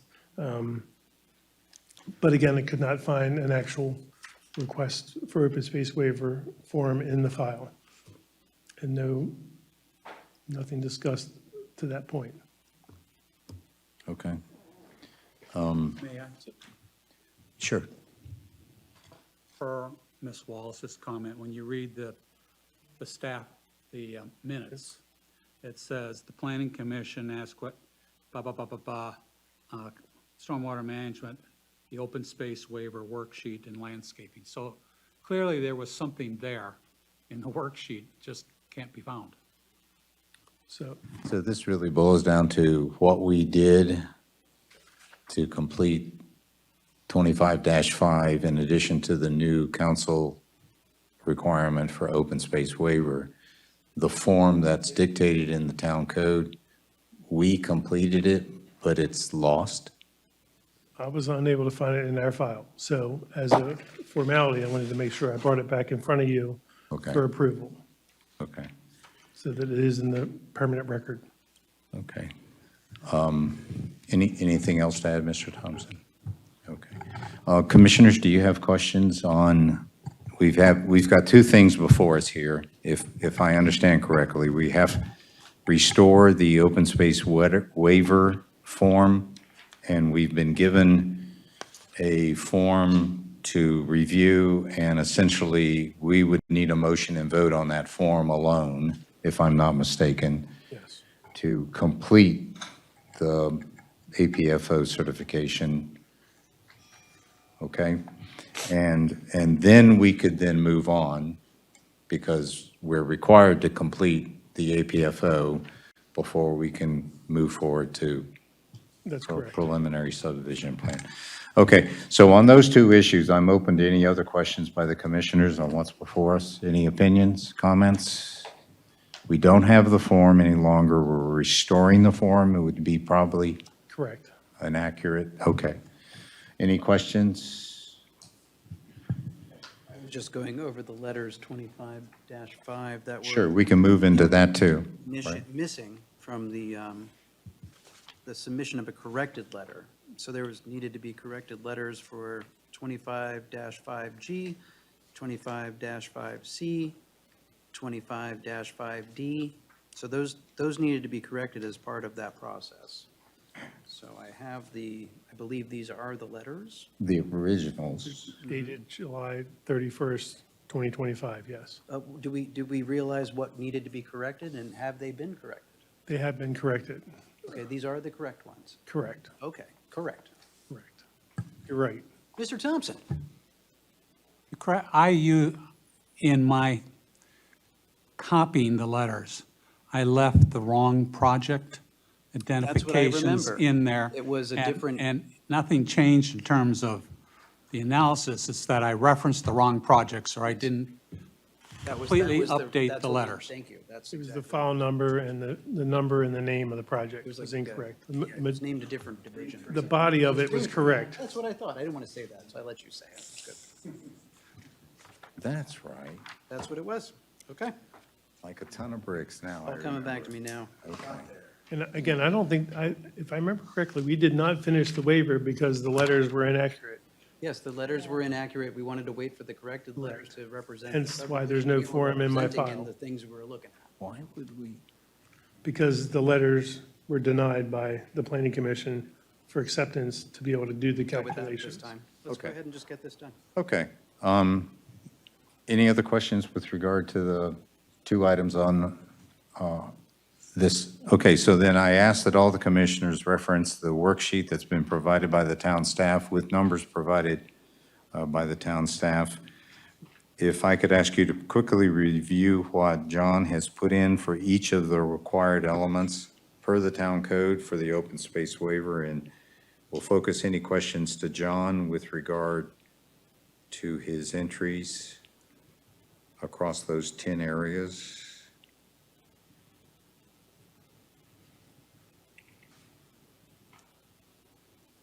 Any questions on the worksheet? I have Go ahead. one question on number 10, where it's talking about reducing the deficit, right, from 65 to 60 acres. Where did that come from? So that is a number that engineering also holds. I used the most latest data that I had. Well, I mean, we're reducing when then part of the 4.6 acres isn't usable?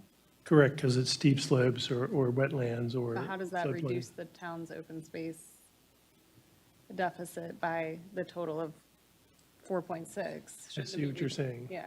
I see what you're saying. So it might have been more of a reduction of 2.17. Yes. I'll adjust that. So, Thank so, you. so what edit is on our worksheet? What amendment, John? Yeah, so we're amending that, the deficit currently, as the numbers I had when I was doing the form, was 65.4315, plus or minus. Again, then, instead of minusing the 4.6097, I should have minused the 2.17 acres, Okay. because that's the actual usable open space that's outside of the So, floodplains, the steep slopes, and, so tell us where the worksheet changes.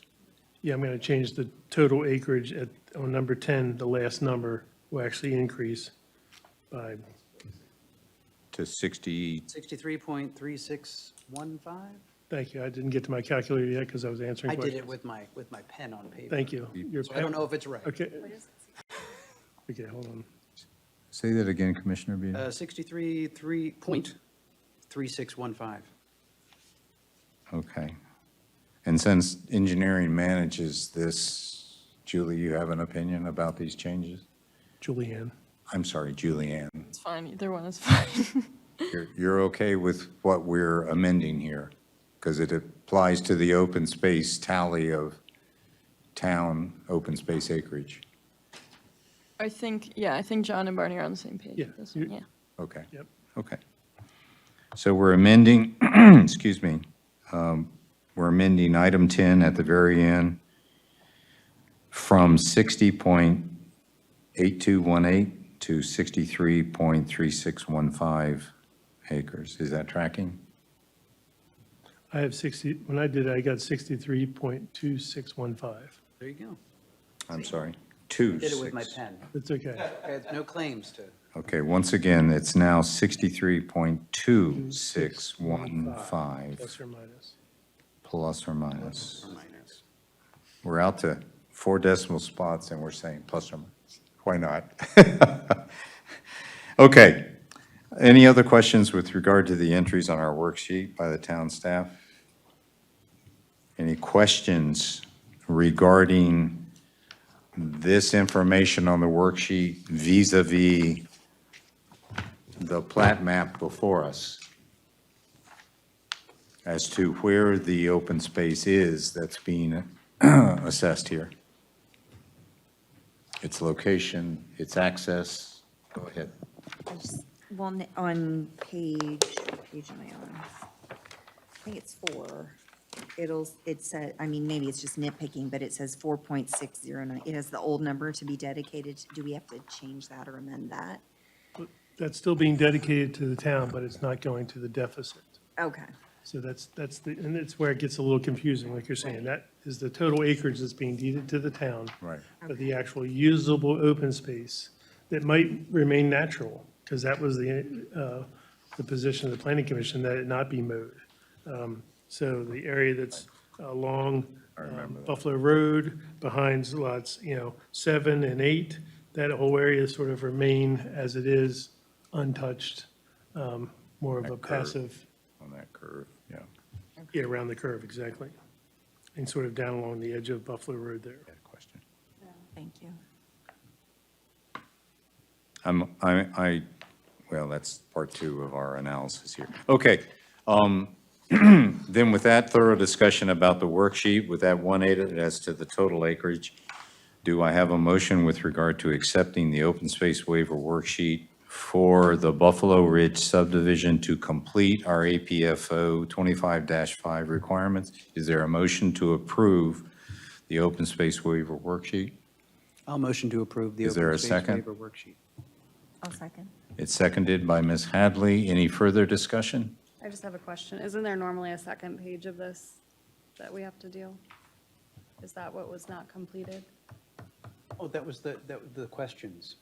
Yeah, the questions of it. 10 Is it questions. usable? Is it? On the next page. There's usually a second page to this. I was looking Does that have to be? Yeah, Huh? I was looking looking I for was it. looking for that too, and I didn't know if there was. I did if we not had to include that. complete the I questions. apologize. Okay, so is that what's not completed or missing? No, I don't think that's necessary at this level, because again, we've already established it, that it was meeting that part of our discussion at the planning commission. I mean, if, With the 10 questions just derived straight from the code, I believe they were, weren't they? Weren't they just Yes. reiterating what's correct, in the new code for this? correct.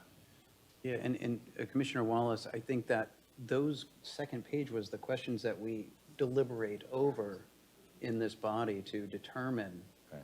the usable space, what is it going to be used for, what's it? You can certainly ask for That- that is that if kind you of- want.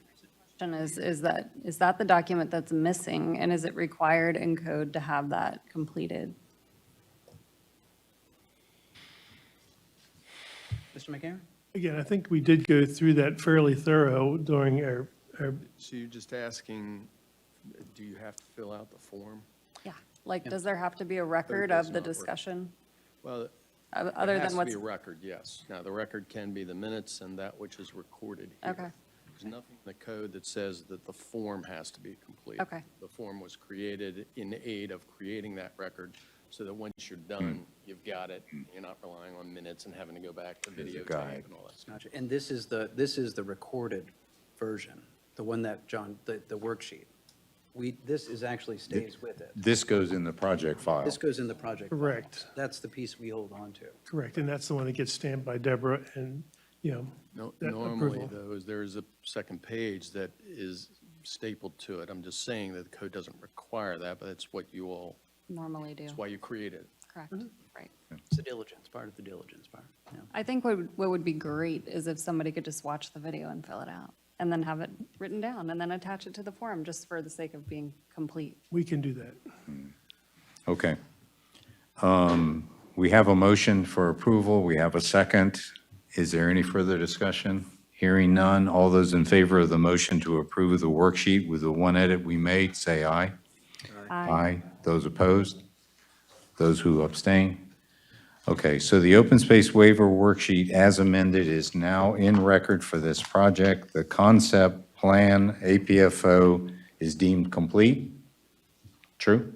Thank you. Gotcha. We can now move forward per the code with that complete to a, to a review and assessment of the preliminary plan.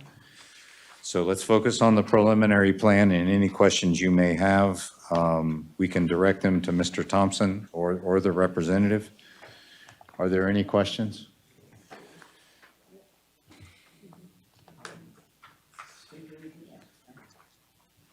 Quick question again, in kind of the same thread, Mr. Thompson.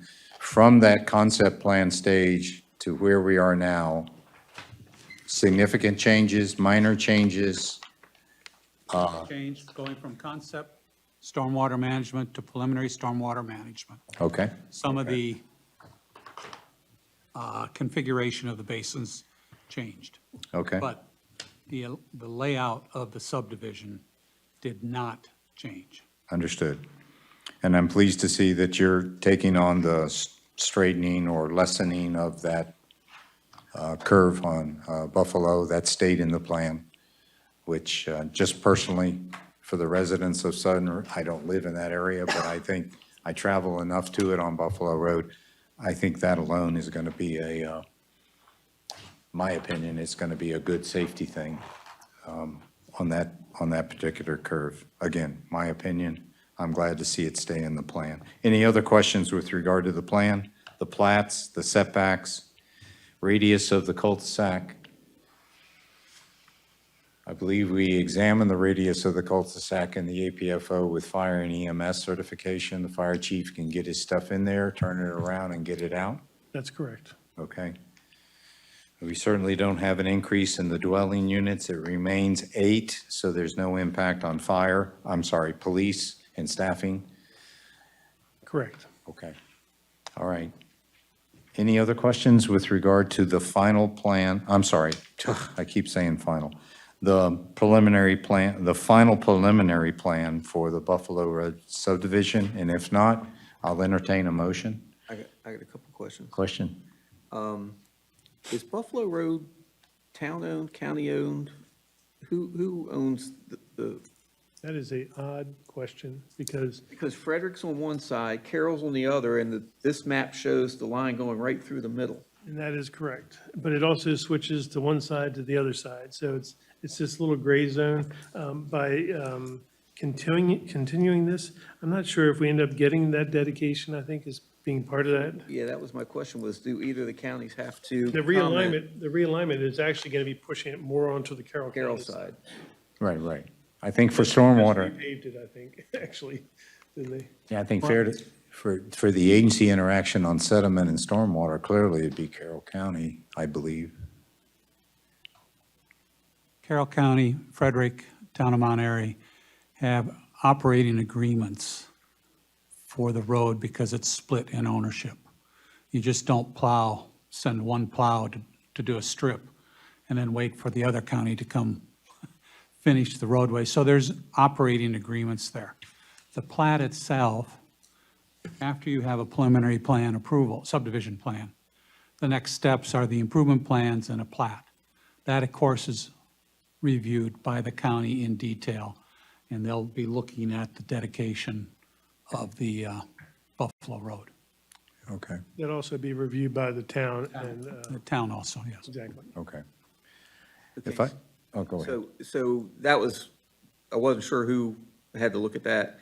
And then as far, he brought up the public improvements. According to the town, the public improvements have to be completed, must be, let's see, the improvements must be completed or satisfactory guarantee of completion must be submitted prior to the site plan or final plat approval and issuance of zoning certificate for such building development. So is that Steve, what are you reading from? 9810, Okay. public improvements? Okay. So does that mean the road has to be done before, or just the approval, or I'm not sure what that requires, if anything? You know, your approval tonight, if you do grant approval of this plan, it goes into that improvement plan process, and all those items will be ironed out through that process. Now, Ron might have a better view on that than I do, but that's, To answer that, the town has a process that when the improvement plan is approved by the town and the county, and it's ready to be transmitted for, call it final review signature, a public works agreement is generated. The town requires that surety be bonded or placed, and the public works agreement recorded before they sign the final site plan and release it for grading permits and everything else that has to be done. So in essence, that I believe 9810 is satisfied by the fact that it is bonded by the town, by the developer. And obviously, developer wants to get their money released because it ties up bank funds, surety, or whatever bonds for it. Yeah, I'm reading the same code, and I totally understand the relationship with the PWA for any of these projects. And so I believe, Tom, I mean, you're well-versed on the PWAs, obviously. Correct. I don't believe a final plan is held up until and when a developer completes the public portion of a project. Correct. The word, first of all, 9810 says, or a satisfactory guarantee of completion. What it's referring to is the agreement. bonding or the security that is called for by the PWA. I would add to that the PWA numbers are reviewed and approved by the town engineering staff, and the PWA is subject to approval by the town council. Right. So what this is referring to here is that by satisfactory guarantee of completion, it's the bonding that contractually the developer is promising to put up. Indeed, they put it up at the time they signed the PWA. Makes And sense. before the PWA is recorded. So that's what that's referring to. Okay. Okay, and then the other questions I have regarded street design standards. Is that something we discuss now, or do we wait until the PWA? Or, so, for instance, 9816H, technically cul-de-sacs are not allowed in the town of Mount Airy unless the planning commission finds it's the best alternative. Obviously, it's the best alternative here. But do we have to do anything to make sure that a variation, or do we have to document that somewhere that we've decided, yeah, that's the best option? Or do we just, is it just assumed? So I didn't quite follow the question, but I think what you're referring to is that the road improvements occur down the line after guarantee and involve multiple agencies to include any agency that owns portions of the road, which what I'm hearing is 2 different counties. No, this is regarding he's talking about the cul-de-sac. cul-de-sacs in the town of Mount Airy. Town of Mount Airy Code Okay. currently restricts the use of cul-de-sacs in town Right. unless the planning commission Which you granted concept approves plan it as the approval. best alternative. So do we have Concept. to document that somewhere that we've said, yes, this is a variation or variance anywhere in our discussion? Well, it was, I think you approved the concept plan that showed that. Well, the planning commission. By Okay, because then approving. we go forward and again, town code says cul-de-sac has a landscape center. This doesn't show a landscape center. We probably need to change the code, and I know, I've talked with Barney, they prefer that it stay open, but the current code says it's got to be landscaped. So what do we do there? Yep. I think we discussed that Again, at what the you're concept talking plan. about here, chapter 98, are planning, the planning section of the town code. There are provisions within 98 that talk about the ability of the planning commission, just like we did on the signs, to vary, we call it variations, rather, not to confuse it with a zoning variance, to grant variations to those requirements. And, I don't know the specifics here, or to what extent it was documented, or how, but clearly with the concept plan approval, it was. So that ship has sailed, basically. Well, yeah, but again, well within the lawful power of the planning commission to grant a variation to that chapter 98 requirement. And I think the point you're making is yet another area within the code that would probably bear some review and some possible, improvements for clarity along those lines. And then the other, again, one last thing with, I guess this comes under the public works part. Again, code says the first 50 feet at an intersection has to be a grade of less than 3% or 3% or less. The current map here, the grade shows that it's 3.07 at the intersection with Buffalo Road. At 50 feet, it drops to 4.6%. So according to code, that's got to be brought back up to 3% or less to meet the code. And then there's got to be sight distance of 150 feet from the intersection in all directions. So they're just things that I picked up that the code's showing that this doesn't meet as it is. If we approve the current plan, Tom, does that handcuff the town engineer and Julianne from revisiting the issue of the grade and getting to the public works agreement? In other words, for that grade issue that was just mentioned per the code, if we approve the final plan, preliminary plan tonight, in the public works where we detail what the developer will do, can that now be brought to code, to the slope that is mentioned by the commissioner? I mean, assuming it doesn't contradict what you've already approved in the concept plan. Well, that's kind of the gist of my question, is because if we approve the concept, if we approve this plan, does that nail that gradient, that grade to that number? Or in the PWA negotiation, can the Yeah, so the PWAs typically simply say, these are the plans that are approved by the planning commission. Okay, so You we- must build in accordance with those plans as approved by the plan. it would be these numbers then? Sure. Yep. Okay. Julianne? May I? Just a quick question. Julianne, have you followed the discussion regarding the gradient, the grade by that intersection? Okay, so I don't remember looking at this during the review, Okay, so I'm not exactly sure. okay, the preference. that's fair. It's 9816I, number 3, for the grade.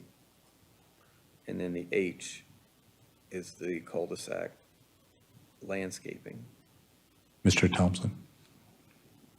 The improvement plans are produced, and it's a new set of review that engineering will look at in terms of meeting everything. I can tell you that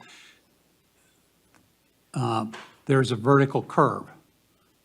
So in the first 50 feet, although the numbers may look a little larger, it's actually less than 3% because you've got. I'm just going by what the It's like grade. this, and if you look at each spot, I've got the computations on my desk, the percentage is less than that 3%. By the grade plan where it shows the 50-foot. And again, this is preliminary before I get into the Understood. detailed computations. And these were probably the same gradient numbers that we saw in the concept plan, which we've already okayed, so. All right. If I could ask all the commissioners then to focus on the staff recommendation on page 2.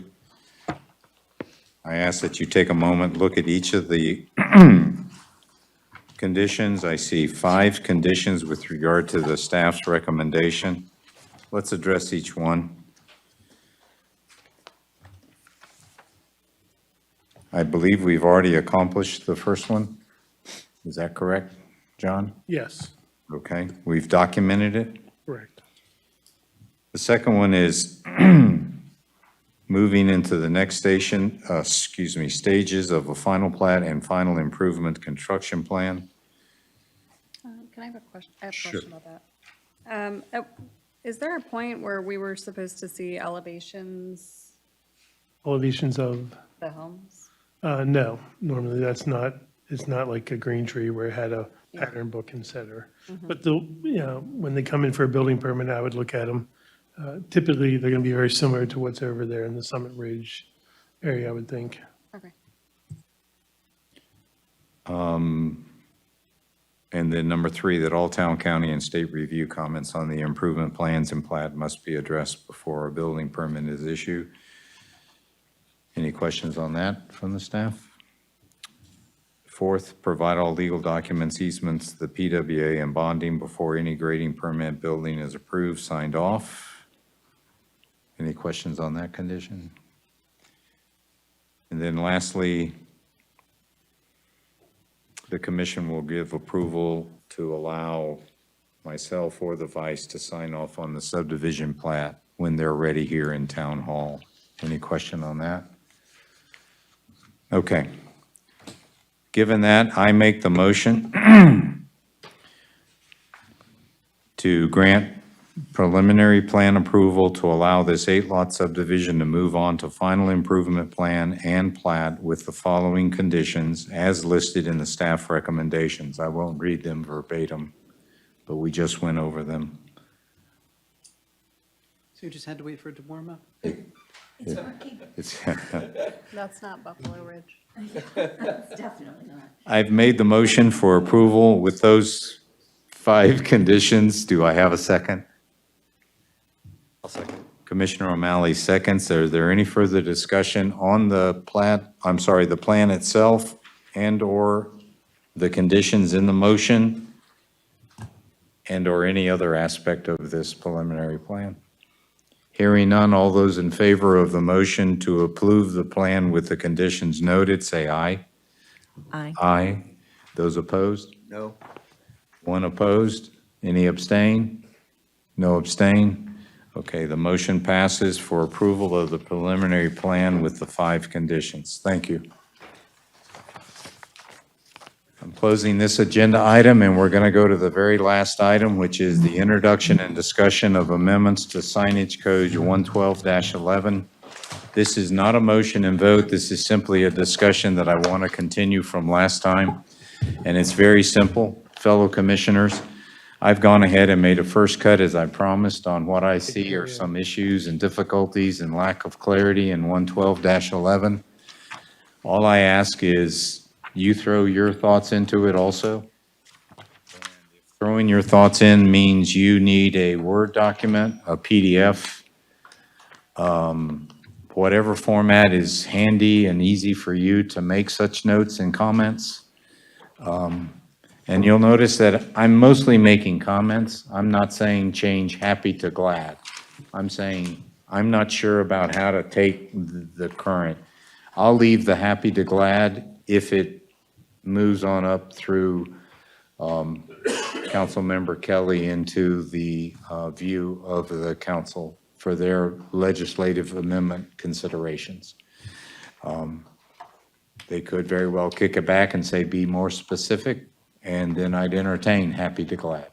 But right now, it's more broader, more strategic kind of comments. I'm not trying to tell you how to do that, but that's kind of how I attacked it first as far as making it better. So what I ask is, again, John, would it be fair to let you know from each commissioner as to whether they want the Word document or the PDF or whatever online would make it easy for them? Is that okay? Yeah, I mean, I guess as long as we're tracking changes would be important, so we can easily send that out, I guess. Okay.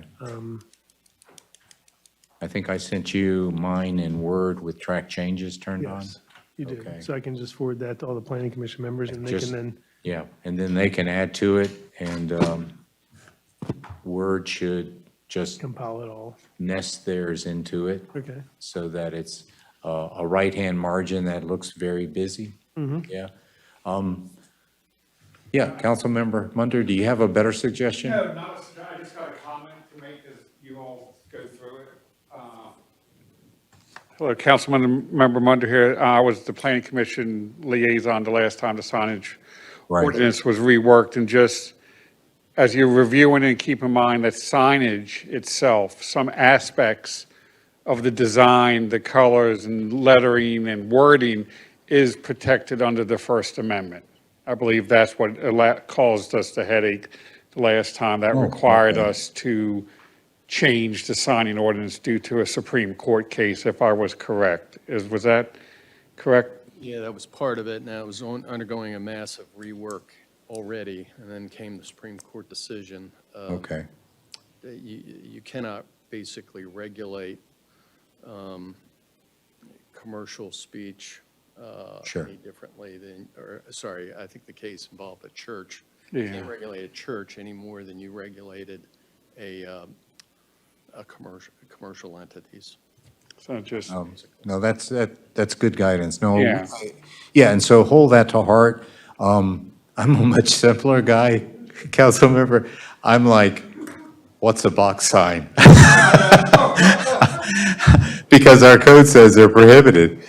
What's an electronic display? Because our code says it's prohibited. And that's kind of where my head is, but no, I totally understand. Yeah. So that's it, unless there's some further discussion on the difficulty of that or choose to go another path. And this is, in my view, just the beginning of the relationship we should have or try to build with our liaison up to the council for them to consider. I mean, I kind of consider town code as in any similar document. It's evolving, right? I mean, things change. The electronic display difficulty is case in point. So just the method that we respect the elected council's legislative authority with us putting eyes on this like we did tonight. In a routine manner, we have to apply this. And so I think it would be kind of a win-win for us to throw some ideas as to applying the signage codes better, easier, more consistently, et cetera, et cetera. Okay, so I'll leave it at that. I'm not going to set a deadline for you to submit that because you all have busy lives as volunteers. And so I'm not going to be so bold as to say a date.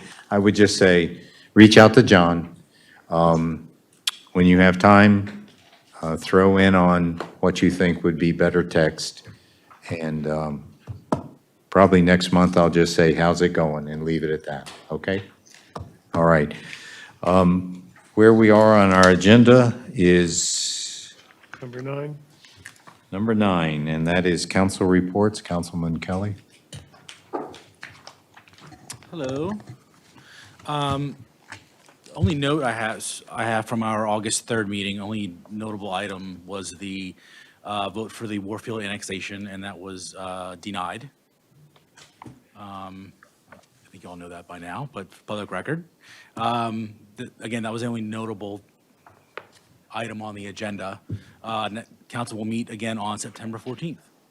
Great. Yep. And the notice has gone out that that is slid because of the Labor Day weekend. So that's totally good repetition. John, do you have anything to add to your zoning administrator report? Nothing to add there. Okay. I don't have any commission new business unless there's an item that a commissioner wishes to raise. I wanted to hit 2 things if I could real quick. John, I'll flip back to you. Oh my gosh, go ahead. Unless there's anybody has any comments. On, I'm saying it would still be you, and then I'm just going to fill in behind that. oh, okay. Any new business? No? Okay. Yeah, John? Yeah, so hoping to get the design guideline meeting kicked off here soon. And you were saying, Steve, I think you were saying a virtual would be better than an in-person meeting, at least starting off. Yeah, I think we were both talking about that. We're just having trouble connecting with the civilian or citizen. Civilian. Right. Civilian. The citizen. Citizen representative. We're Yeah. having trouble connecting. Yeah, so I sent her an email before the last meeting and never got a response either. So I'll reach out to her again and see what time works best for Give it her. another go. Yeah, Yeah. I'd like to maybe do something this month. Excuse me. The month Well, of September, he means. Tomorrow's, we're done. So Maybe in September. Didn't work, Yeah, so let's for try September. Yeah. Let's try September. Do something Zoom. And again, the MPCA conference is coming in October. I think it's the 18th through the 20th, if I'm not mistaken.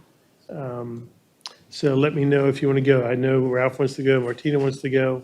So I just need to know that they actually haven't opened up the portal for me to actually, put in There's not a registration link yet. not for either the MPCA or the APA. Conference. We don't even have a way to sign in and register. So I've been putting pressure on the person I know to ask about that. If you see Roxanne out and about, ask her, because Yeah. she's the president of the She MPCA. is. So She should know. you would think she would know. Okay, before I adjourn the meeting, I want to make a quick comment. I want to commend my fellow commissioners. Some of these plans are complex. Some of these plans go back a bit. I know a lot of the history as required is compiled by the town staff. And I guess what I want to say is keep at it. When you get the read-ahead packet, and again, being considerate of your family and your work and your leisure time, it's evident to me in tonight's discussions that you are applying as much time as you can to looking and analyzing these packets and asking good questions. And as Steve demonstrated, looking at the code as to what could and could not apply. And I also want to commend Tom. Tom, when we get in kind of that gray zone, how do we read the code? What's it really say? Does it have leeway? Can we do a variance on a sign diameter? Speaking for myself, certainly I very much appreciate that, okay?